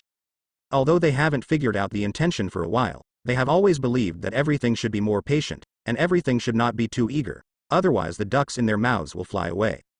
You must know that Harry Osborn is the future heir of that family, so there is no need to cause trouble for such trivial matters, not to mention that the man behind him has not died yet, and that is the real enemy. Thus, Harry's strong move came through, and after lunch, Peter received a text from Harry. On the way, Peter continued to transfer between the bus and the subway according to the route inquired on the mobile phone, and rushed to the Osborn group at the fastest speed. During the transfer, I don't know whether it was due to road maintenance problems or other unknown reasons, the traffic of several stations suddenly increased sharply. Faced with the crowds that can be called rush hour, Peter of course resolutely followed the real choice in his heart and replanned the ride route, not because of his indifference, but mainly because there was no need to spend a lot of energy rushing into the crowd. Thus, after more than an hour, Peter finally arrived at his destination, the Osborn group, in the central area of Manhattan. This is one of the most prosperous areas in the city. Companies of various well-known brands have chosen to take root here. High-rise buildings are the most basic standard configuration in this area. Among them, for Peter personally, the most memorable thing is the Stark Industrial Group not far away, the high-rise buildings that rise from the ground, and the appearance is full of black technology attributes. The glamour at this time and the disasters in the future, the two different scenes form a sharp difference in the mind, making people feel as if they are overdrawing the beauty of the future, so as to obtain the glory of today. Because the building has the honor of being the tallest building in New York City, many villains like to plan big events on this tall building. Under the active demonstration of many predecessors, over time, a trend of following the trend has quietly emerged among the villains, and Stark Tower has become a holy place for checking in their minds. You wouldn't be a successful person without throwing a big party on top of Stark Tower. Therefore, in the days to come, the Stark Tower will always be on the verge of demolition and being demolished. It is at the forefront of this road, and no building is qualified to surpass it.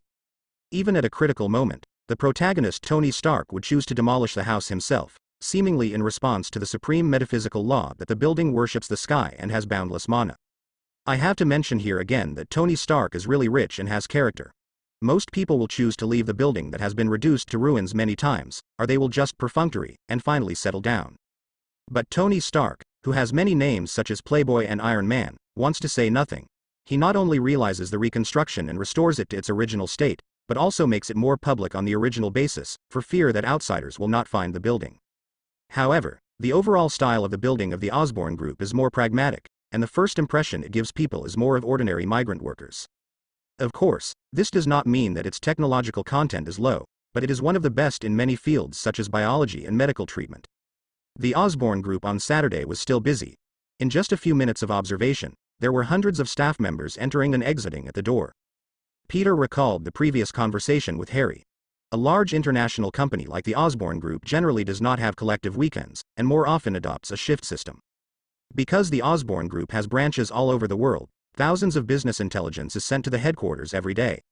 In order to prevent a series of problems such as unauthorized embezzlement of funds, the headquarters needs to investigate a large part of the business intelligence and make corresponding decisions, and the branch office can only officially start work after obtaining approval. Therefore, in order to facilitate the rapid operation of this behemoth business empire, the headquarters of the Osborn Group has staff working 360 days a year. Quickly sorting out the slightly messy formal clothes, Peter stepped into the door of the Osborn Group, and a gust of cold air drifted by, forming a sharp contrast with the high temperature outside, and instantly brought people to another world. A sour feeling erupted from all directions from the inside to the outside, and the body couldn't help slowing down the pace of progress, instinctively enjoying this moment. However, the previous special training was still very effective. The next moment Peter regained control of his body, and his eyes subconsciously scanned the surrounding environment. In just 5 seconds, the brain completed the inductive analysis of relevant information and confirmed the general layout of the space at this time. Since Harry had already greeted him in advance, Peter successfully got the guest card from the staff and took the special elevator to the office on the top floor. Entering the office, the most conspicuous floor-to-ceiling windows are naturally the first thing that catches your eye. You will see some different scenery at a glance, and then Harry is sitting in a chair in a daze. And Peter found that Harry's daze was a bit outrageous. He had been admiring the scenery outside the window for a while, and he didn't realize that someone came in. He was completely addicted to another world, and he couldn't detect the changes in the outside world at all. He controlled his throat and made a slightly heavy voice. "Hey Harry, what are you doing? You actually learned to be lazy during working hours. I didn't expect it." Harry subconsciously raised his long contemplated head, looked in the direction of the voice, and said in surprise, "Peter, when did you arrive? Find a seat and sit down." "Just came in for a while. What are you busy with recently? I haven't seen you in school these days." Peter put his backpack on the sofa. "It's just some troubles in the company. What do you want to drink?" Harry got up from his chair and asked at a bar in the office. "Give me a glass of iced Pepsi from 82, remember, it's from 82. Peter sat in front of the bar and made a serious request. "What do you mean? What is 82 years, such a novel number? Which new game did you play?" Harry asked back with a puzzled face on the random words. He didn't hear the answer, but looked back at Peter but saw the flashing smile. Harry knew that he was being teased at this moment, so he picked up a bottle of Coca-Cola in the refrigerator and threw it over. Peter took advantage of the opportunity to grab the incoming Coke. "You are doing something. Pepsi is dissatisfied, and I want to ask you if you don't love it, and you want to attack your old classmates." Harry ignored this kind of nonsense, calmly mixed the cocktail in his hand, and sent international friendly gestures when he was free. It took a while for the terrified Peter to realize that he had stepped into a trap, mainly because he didn't expect the retaliation to come so quickly. Carbonated drinks that have been shaken vigorously cannot be opened immediately, otherwise a stimulating fountain will be created. All can only be put on the table, waiting for the internal calm, and then launching the dead fisheye offensive by the way.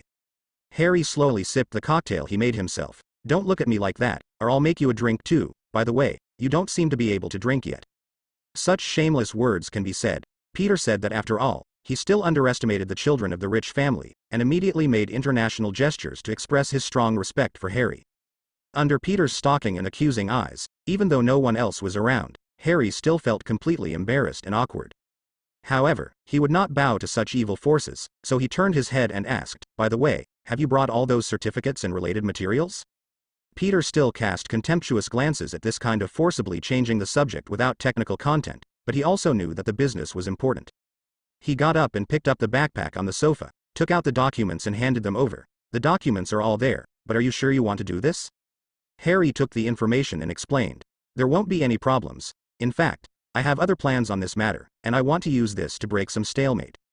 After roughly looking at the contents of the materials, Harry informed the secretary to take the materials on the table, enter them into the company system, and issue relevant internship certificates so that Peter could take them back to the school for registration.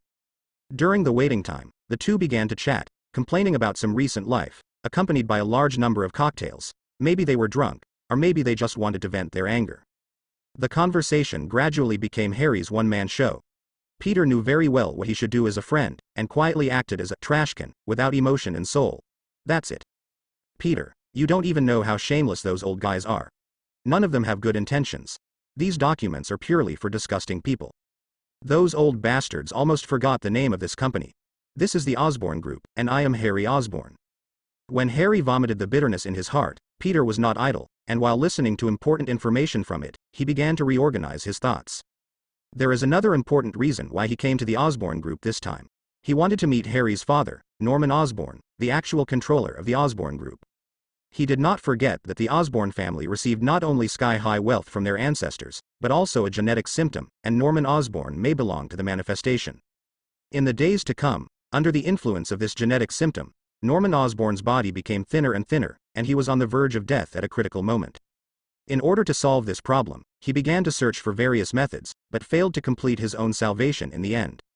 As a result, he watched death approaching him step by step, and chose to blacken and transform into the first-generation Green Goblin, displaying his skills in this bustling metropolis. And Harry also did not escape this fate due to various reasons. One day, his son inherited his father's career and became the second-generation Green Goblin, starting the life of a villain. Peter believes that in the days to come, he and Harry and his son will definitely meet in many ways. Just like being in a ball of thread, the two sides always return to the original track and are entangled with each other. And escaping will not have any beneficial effect, and maybe it will make a mess of things, add another fire to the life that is already in the difficult mode, and finally soar to the hell mode the god of death personally comes to serve. Therefore, if you want to achieve real separation, you must solve it at the source, join it, and proceed from the actual situation. You must know that the Osborn Group exists on a par with Stark Industries in this world, and it is one of the most advanced companies in the world in many fields such as biotechnology. At the same time, in the military industry, it has been competing with Stark Industries for orders from the military, and it wants to make corresponding arrangements around the world. As for Norman Osborn, a boss-level figure, Peter has seen it several times, and his aura is that of an absolute business boss, with a dignified appearance and a dignified appearance. It was a rainy day at the time, and Norman Osborn came to pick Harry up, and it happened to be on the way, so Peter managed to get a ride home. In the car, the unfinished video call brought a deep shock to Peter, who was a high school student, which is still fresh in his memory. Norman Osborn easily mobilized the emotions of his subordinates on the other side of the video with only simple eye changes and verbal communication, making them feel as if they had been injected with chicken blood, and even asking them to contribute their lives in the next second would be simple things. It is entirely conceivable that a person with a high IQ plus financial ability, and at the same time masters the world's top group, has reached this stage of analysis, and Peter already feels a strong sense of familiarity. Isn't this the same routine as the DC Master Bat next door? Although it doesn't have the halo of the Father of the World, even if it only has a low-end version, it will be an extremely vicious existence. Therefore, the best situation is naturally that the world line has changed. Norman Osborn's body is completely fine, and he can carry a bag of rice up to the 6th floor in one breath. After all, there are already enough villains in this world, and one more Green Goblin won't make much sense. Why not let Norman Osborn be a healthy and rich man? Isn't this kind of life good?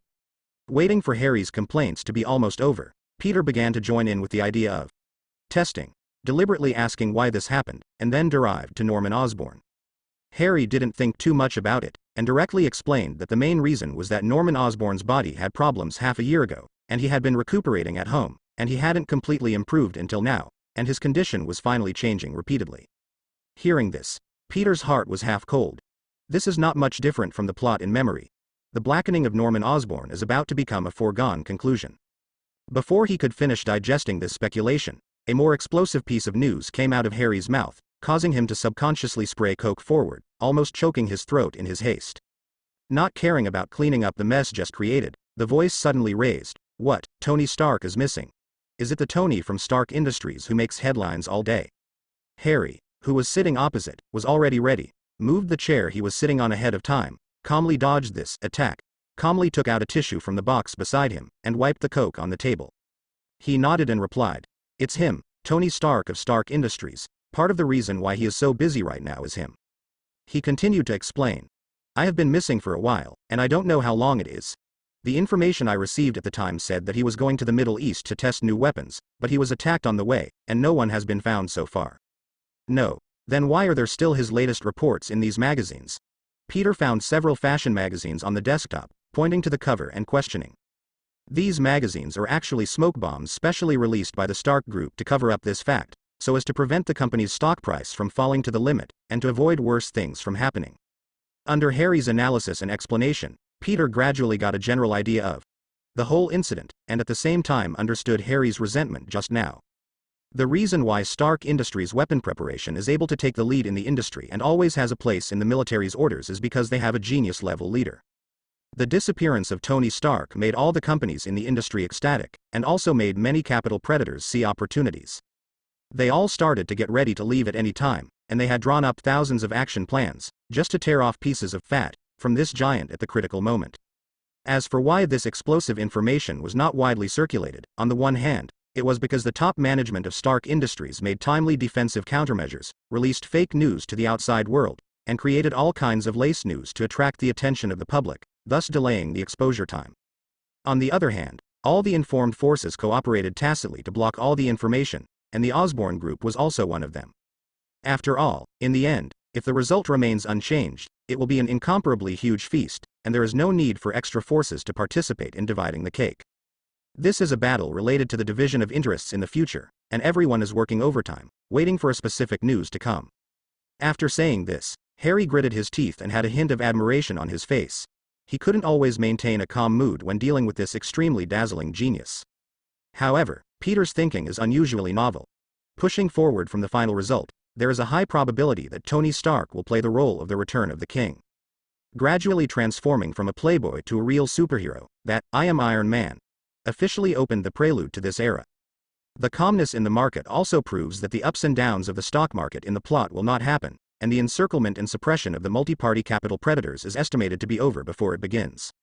My heart suddenly hurts, and I originally planned to let Big Daddy take this opportunity to buy low and sell high on Stark Industries stock, and get a piece of pie from the sky, but it's a pity that this thief is playing tricks on people. With the end of the discussion on this topic, there was a brief silence in the office. Harry put down the wine glass in his hand, and leaned back on the sofa to enjoy this rare leisure time. Peter continued to drink ice-cold Coke, looking at the subsequent development of this incident from various aspects in his mind. Generally speaking, the advantages outweigh the disadvantages, and he can make corresponding preparations in advance if he receives the news in advance. At least he has dispelled his worries about Norman Osborn and the Green Goblin, which opened his mind at once. The previous angle was still too narrow. In this world, there are a series of strange existences such as Captain America's serum, Hulk's gamma rays, and Hydra. He believed that with Norman Osborn's character, he would never miss any chance, and would definitely intensify his research to find the best treatment plan. At this time, the office rang again to receive a new message. Harry, who closed his eyes and rested his mind, woke up instantly, and immediately picked up his phone to check. After seeing it clearly, the expression on his face was a sigh of relief, and it was finally no longer the document report of those old foxes who were particularly disgusting. Harry got up from the sofa, moved his dizzy head, and suggested, "Peter, the procedures are all done, I will take you to visit the laboratory and get familiar with the environment." Peter immediately ended all the reasoning in his mind, nodded and responded, "Okay, let's go then." Harry led the way, and the two took the elevator to the Biotechnology Research Department, one of the core departments of the Osborn Group. More than a dozen young college students have gathered in the waiting room. They are outstanding talents recruited by the Osborn Group from colleges and universities across the country, and each of them has the potential of being the son of a proud son. They discussed this internship in groups of 3 and 5, and everyone's eyes were full of eager light. They wanted to show their talents here and create a miracle for their future. Because this is the Osborn Group, a world-class company, and its core business, biotechnology is the most top-notch in the world. Such a sentence can be used to describe its position in the industry. If the Osborn Group calls itself number 2, no organization dares to call itself number 1. When Harry talked about this part of the achievements, he was also very proud. This is the result of the hard work of his ancestors for generations. In the future, he will definitely provoke this leader and help the Osborn Group to create new glories. Ladies and gentlemen, welcome to the Osborn Group to participate in this internship program. Next, let me explain a few issues. A pleasant voice attracted everyone's attention, including Peter and the two who were chatting, and they all looked in the direction of the voice. It was their classmate Gwen Stacy, who was standing on the podium in the center, picking up the microphone to introduce the internship arrangement and various precautions of the Osborn Group. From Peter's point of view, today's Gwen Stacy gives people the first impression that she is extraordinary and more eye-catching. After changing the youthful and energetic look on campus, the original ponytail has been put down, the silky golden long hair is naturally scattered on the shoulders, and the sky-blue eyes are shining with moving light. A white windbreaker is just right, although it conceals a beautiful figure, but a pair of long legs is still the most dazzling in the audience, and paired with a pair of black high heels, forming a classic black and white match. At this time, Gwen Stacy perfectly presented the demeanor of a working lady, and Yuji was full of aura, like an elf flying on the stage. Finally, my name is Gwen Stacy, and I have been in the group for more than a year, so for the next 3 months, I will temporarily serve as the group leader for you, and now please follow along in an orderly manner. I come. After finishing speaking, Gwen put down the microphone, turned around and led everyone to Dr. Connor's laboratory to familiarize them with the workplace for the next 3 months. Peter felt as if he had been tricked, his heart was beating much faster than usual, and at the same time a strange look brought him back to reality. As expected, Harry beside him already had a smirk on his face, his eyes flicked back and forth on Peter and Gwen, and he made a strange sound of tisk-tisk. Faced with this smile, Peter felt that he was very obliged to apply for an out-of-court defense, and he had already started to make 100 drafts in his heart. Everything is about to be ready. It's time to give the ignorant human Harry a kill the quartet first, and give him a lesson on the philosophy of life by the way. In the end, he didn't expect that the development of the matter was completely different from what he expected. Harry didn't intend to pay attention to it at all, and directly refused to align. He just had to believe in what he saw. This was the happiest moment for Harry in the past week. Feelings of pride and satisfaction welled up in his heart, and his intuition was not wrong. Peter and Gwen could really be a couple. Harry made a forward gesture, indicating to keep up with Gwen's lead, and patted Peter on the shoulder, throwing an expression that everyone understands as a good brother. Although Harry didn't make any sound during this process, Peter relied on his extraordinary imagination to hear an automatically generated narration in his mind. Just admit it quickly, you didn't fall in love at first sight at all, it was pure lust, and you were greedy for other people's bodies. You are lowly, and the bitch is hypocritical. Let Peter be hot-blooded, wishing to come to a high-altitude free fall now, so that the body can wake up in the world. There are also countless small compositions, all of which are held in my heart like this, and I didn't say a word in a daze. He was really committing crimes. This was Peter's first feeling at this time. Looking at the leaving figure, he felt a stream of air flowing around his body. It is completely possible to give a judgment calmly. The internal injury is about to attack, just like a myocardial infarction, chest tightness, shortness of breath and other phenomena appear one after another. The only thing Peter can do is the simple act of taking a deep breath, otherwise he will really die of depression. After a while, Harry looked back and found that his friend was still standing there, acting like a motionless log in a daze. Thinking that his friend was still intoxicated by the beauty just now, he didn't react for a while, and waved his hands again to express that he should hurry up. Faced with such a hospitality friend, Peter didn't know what to say. Could it be true that he wanted to force a team battle? That would be unrealistic at all. He could only helplessly shake his head, expressing his unwillingness, and speed up his feet, trying to keep up with Harry's pace as soon as possible.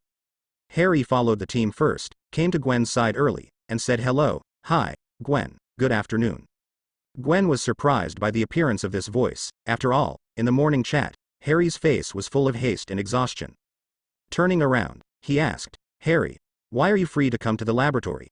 Didn't the company say to hold a shareholder meeting? Could it be that you? Harry quickly explained. I'll go to the meeting later. I brought people here. This time, Dr. Connors recruited new interns, and Peter also signed up. He was also assigned to your group. Gwen picked up the list in his hand and looked it over, and then gave a puzzled look, because Peter's name was not on it. Harry rubbed his ears in embarrassment, and told the ins and outs of this situation. I made a mistake about the time of enrollment before, and I almost missed it. The latter is the quota I specially recommended, so it didn't appear on the list. You helped tell him some relevant precautions. After finishing speaking, Harry gave his wit a thumbs up in his heart. He wanted to get a perfect score for this operation. As expected of him who is smart, he has found a way to get the best of both worlds. Gwen also suddenly realized, nodded and said that there is no problem. So that's the case. No wonder I asked so many things about the doctoral program this morning. Peter's matter is on my shoulders, and it belongs to my work. At the same time, Gwen saw the protagonist discussed just now approaching, and said with a smile, Hi, Peter, long time no see. Welcome to participate in the intern program. Later, I will tell you in detail the requirements that you should pay attention to during the internship, as well as some related rules. Hello, Gwen, what's the situation? Peter responded with a smile, and by the way, he glanced at his friend on the side with a questioning look, and his intuition told him that this must be Harry's new trick. Harry quickly typed out the Morse code that can be called the eyes, not to mention that it is quite interesting at first glance, with a good appearance and a full sense of rhythm. But all of this was winking to the blind, and Harry felt lonely, since Peter didn't understand anything anyway. But Peter understands a principle of life, to wait for the development of things before everything is decided, and took up the topic with the opportunity, and said, Okay, please, Gwen. Naturally, Gwen didn't see the eye contact between the two buddies, or else she really suspected that they were playing with her. She began to introduce the unspoken rules in the laboratory seriously and comprehensively. On the one hand, she was responsible for the work, and on the other hand, it was because of the kindness of her familiar classmates in the previous school. Peter, your choice is correct. The PhD project is a great plus for further education or work resumes, and the PhD is quite caring for the interns. Harry at the side saw his son. No, it was his good friend who was so upbeat and self-motivated. He nodded in relief and showed a fatherly smile. Peter felt the malice coming from around again, as if someone wanted to make him call Dad. This feeling made him a little confused. It was simply wishful thinking. Looking at Gwen and Peter who were gradually chatting away, Harry behind him was quite happy at first, and couldn't help but sigh in his heart. When will he meet the girl in his heart? As time went by, he gradually felt something was wrong as he looked at it, and he even saw some traces of sweetness and happiness in the interaction. The lemon tree begins to take root and grow in his heart, and gradually blossoms and bears fruit. Harry has become a laborer who works overtime until late at night and then returns home. Seeing the man and woman chatting in front of him, deep down in his heart he doubted whether his previous actions were correct, and why he opened this Pandora's box by himself. He couldn't help but said, If I'm guilty, please punish me by the law instead of punishing me to eat such sweet dog food. The final cause of death is to be killed. Harry turned around and left immediately, as Gwen asked. He still had an important meeting to attend. The rest time was over, and the next battlefield was waiting for him. On the way back to the office, Harry began to predict various possible situations in the next meeting, and he had to be fully prepared to meet this battle. Good afternoon, Harry. A familiar greeting interrupted the predictions in Harry's mind. Hearing the sound, Harry looked up, and a well-dressed white man was greeting him. His thinking brain began to function with some hesitation. The middle-aged man in front of him is Jeff Simon, the chief executive officer of the Osborne Group, who was also called up by his father Norman Osborne. He is one of the few in the board of directors who choose to stand by his side. Regardless of continuing his previous train of thought, Harry responded, "Mr. Jeff, good afternoon." A gleam flashed in Jeff's eyes, and he asked a question with a very natural expression. "Harry, why did you come to the laboratory suddenly? What's the matter?" Facing the question from my family, Harry didn't think too much, and directly stated the reason. "I recommended a friend to participate in Dr. Connor's project, and he is an intern." I remembered. "This is the matter. By the way, you must remember to go to the meeting later." Then he reminded. "The way of handling the matter is still reckless. Those old guys will definitely make use of the problem. You should calm down at that time." "Don't worry, Mr. Jeff. I will definitely be there on time. I have made sufficient preparations, just in case they will not make a sound." Harry gave the guarantee with confidence. He glanced at his watch and said, "It's almost time. I have to go back to the office. Let's take a step first." "Very good momentum. Then I will see your wonderful performance later, which will open the eyes of those old guys." Jeff Simon looked at the back of Harry going away, with a strange expression on his face. He thought about it for a long time before turning around and leaving. Looking in this direction, his destination was also Dr. Connor's experiment room. On the other side, under the leadership of Gwen, everyone came to the destination, the laboratory, where more than 10 people were already working. When they saw Gwen and the interns behind them, some of the staff also put down the work at hand and stepped forward to help promote the work. Among them, male colleagues are the most active. Of course, Gwen also knew the reason. The progress of the project has made great progress and has entered a critical moment, but at the same time there are also great hidden dangers. This hidden danger is the final hurdle of the project. Once it is successfully passed, the drug will be publicly available on the market. And all the staff in the laboratory will reap a huge reward, and even the happiness of the rest of their lives can depend entirely on this project. In order to eliminate this hidden danger and overcome difficulties, all personnel in the entire laboratory entered a state of war, and worked day and night every day. Even Dr. Connors took the lead in treating the company as his home. When he was sleepy, he would go to the next office for a while. It can be said that he has devoted 24 hours to the laboratory. It's a pity that throughout the month, this difficulty has never been overcome, and the progress is like being trapped in a dark alley. There is no power to borrow, and it can only depend on God's will when we can get out. Dr. Connor's wife, Martha, saw that her husband was working so hard for his career, so she naturally didn't try to dissuade her. She silently prepared nutritious meals every day and did logistical work for all the laboratory staff. When everyone was disheartened, when Martha came to visit the class, she got this information from the communication with her husband, and put forward a small suggestion from the perspective of a bystander. She believes that today's projects no longer require hard work. The key is how to get new inspiration, and adding a few fresh landscapes can provide a favorable environment for the triggering of inspiration. Almost every person in the laboratory exudes the fragrance of single dogs, especially the majority of male colleagues, and there is a saying that goes well, a combination of men and women, work is not tiring. Dr. Connors felt that there was some truth to it, so he changed the way of assigning work to the interns. It is decided to implement the model of old people bringing new people, so this time the model is the first time, and it may be the last time. Male colleagues who are in a single state, for the first time, their views have achieved a high degree of unity, and they agree that this opportunity should not be missed. Gwen naturally stepped aside from the warm reception of the male colleague. After all, it is a happy thing to have someone help to complete the work, even if she is serious about her work. After entering the laboratory, first of all, you will see all kinds of equipment in sight. After stepping through the gate, the whole painting style suddenly changes, full of black technology style, as if you have entered another world. What attracted Peter's attention the most was the 3 holographic projection devices placed in the center, which directly project documents, videos and other materials into the air without extra accessories. For this holographic projection device, Peter has heard its legend before, and it is said to be the ultimate dream of all game lovers. Out of curiosity about new things, Peter clicked on the internet to search. When he saw the number just after checking, he decisively closed the query page, and there was no need to read it anymore. Anyway, it is estimated that I will never buy it in my life. The price-performance ratio is too low. If I want to continue to understand its powerful functions, I will only drool in a daze.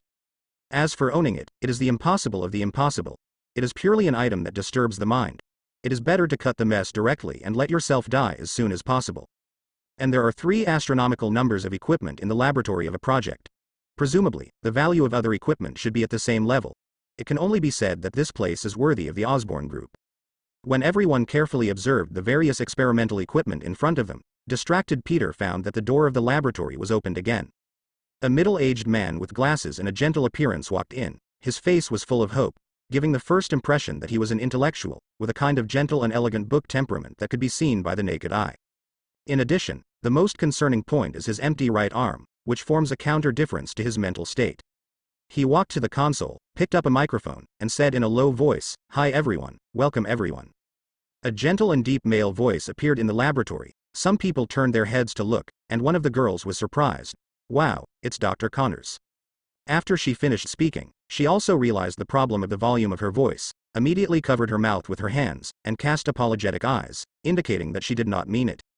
Facing the girl's eyes, Dr. Connors took the initiative to pick up the topic. "I am very glad that some classmates recognize me. I am still a young and beautiful girl. I didn't expect that I could gain female fans in middle age. Let me introduce myself first. My name is Curtis Connors. From now on, everyone can call me Doctor. I am also the main person in charge of this project." Under Dr. Connors' humorous response, everyone burst into laughter. There was laughter in the laboratory. Everyone's attention was focused, waiting for Dr. Connors' speech. The old colleagues all know that this is a routine part of the doctor's arrival of the newcomers. Looking at the excited newcomers, it seems that they have seen their former self. Someone joked, "The doctor's class has started, not to mention that I also miss my young self at that time. Youth is full of vitality." Someone was tearing things apart. "Aren't you also at the same time as me? We've only been here for less than 2 years. What's the difference?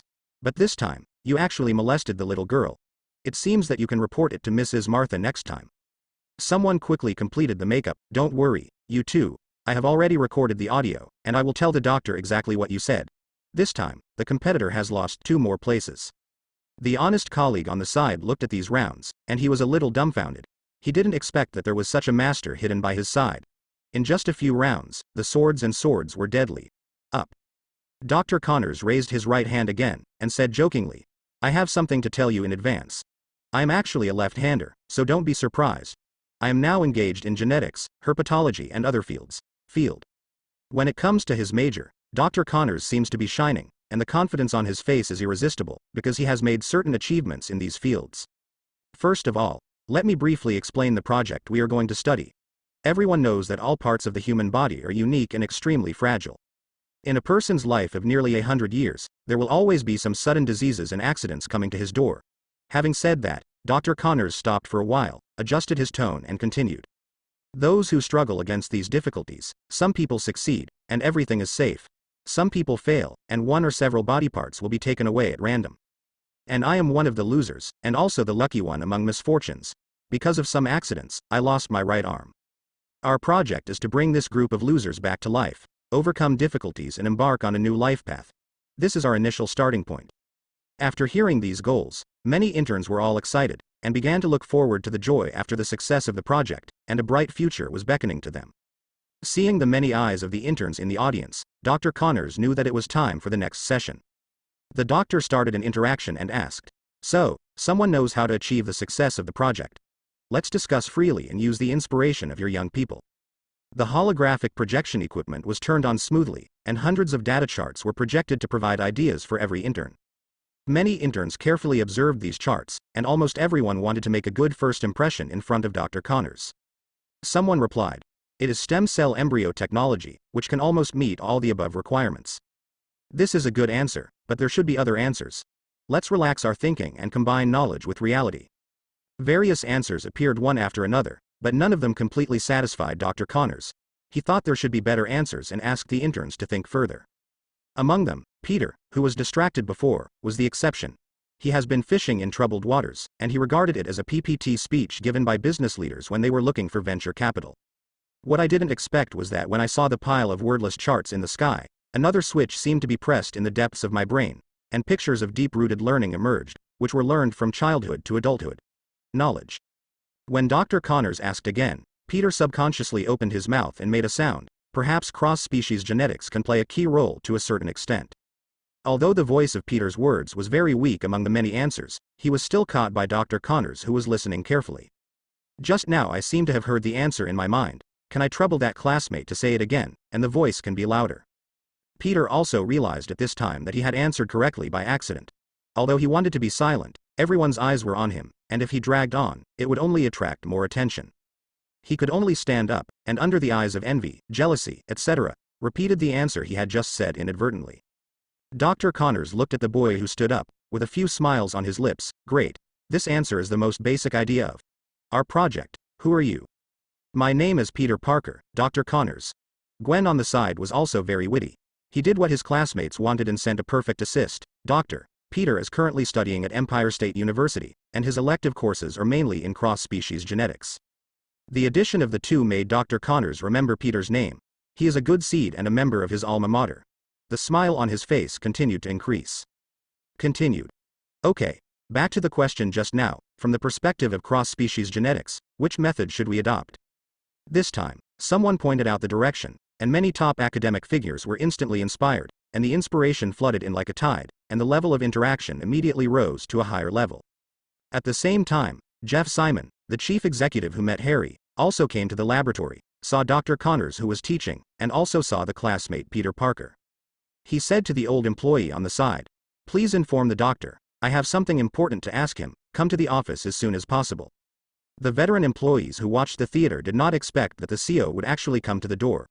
Unknown premonitions such as insufficient funds appeared in their minds instantly, and their bodies subconsciously nodded to express acceptance. Jeff glanced at Peter's direction again, and walked quickly to the office inside. Now the most important part is on Dr. Connors, and the rest don't need to be taken care of for the time being. Under the reminder of the old employees, Dr. Connors ended this inspiring interaction and asked the old employees to bring the interns to familiarize themselves with the environment. As soon as Dr. Connors stepped into the office with his right foot, Jeff couldn't wait to ask, "Doctor, how is the situation recently? Is there any new progress?" Today's experimental report shows that it is still not ideal, and the endless loop cannot be broken. Dr. Connors replied in a low tone. Jeff was obviously very dissatisfied with this result, lit a cigarette impatiently, and walked back and forth in the office. Seeing many of Jeff's behaviors, Dr. Connors also remembered the hints from his colleagues, in order not to let things develop into the most unfavorable situation. Dr. Connors can only play the friendship card of old classmates for many years. Old classmates, to tell you the truth, the main problem at present is in the algorithm of decay rate. Without its perfection, the sequelae caused are unimaginable. Personal safety cannot be guaranteed at all, and we still need some time. Jeff, who was walking around, naturally understood this truth, but he has the qualifications to not care about it. As for the friendship between his classmates, he usually doesn't take it to heart, not to mention that there is also a conflict of interest involved. Now he just wants a successful result. Ask directly. More than a month ago, you said that you were about to succeed, but now you say that it will take time. Are you playing people like fools? Of course, Dr. Connors knew that Jeff was just pretending to be stupid, but for the budget, the dream in his heart, and the desire for the future, he could only cooperate. Don't worry, we will find a solution soon. Seeing his old classmate being so submissive, Jeff felt secretly refreshed, but he also knew that this speed was just right, and he couldn't continue to stimulate him, otherwise something would happen. Now that the big sticks have been dropped, a piece of candy as compensation is naturally indispensable.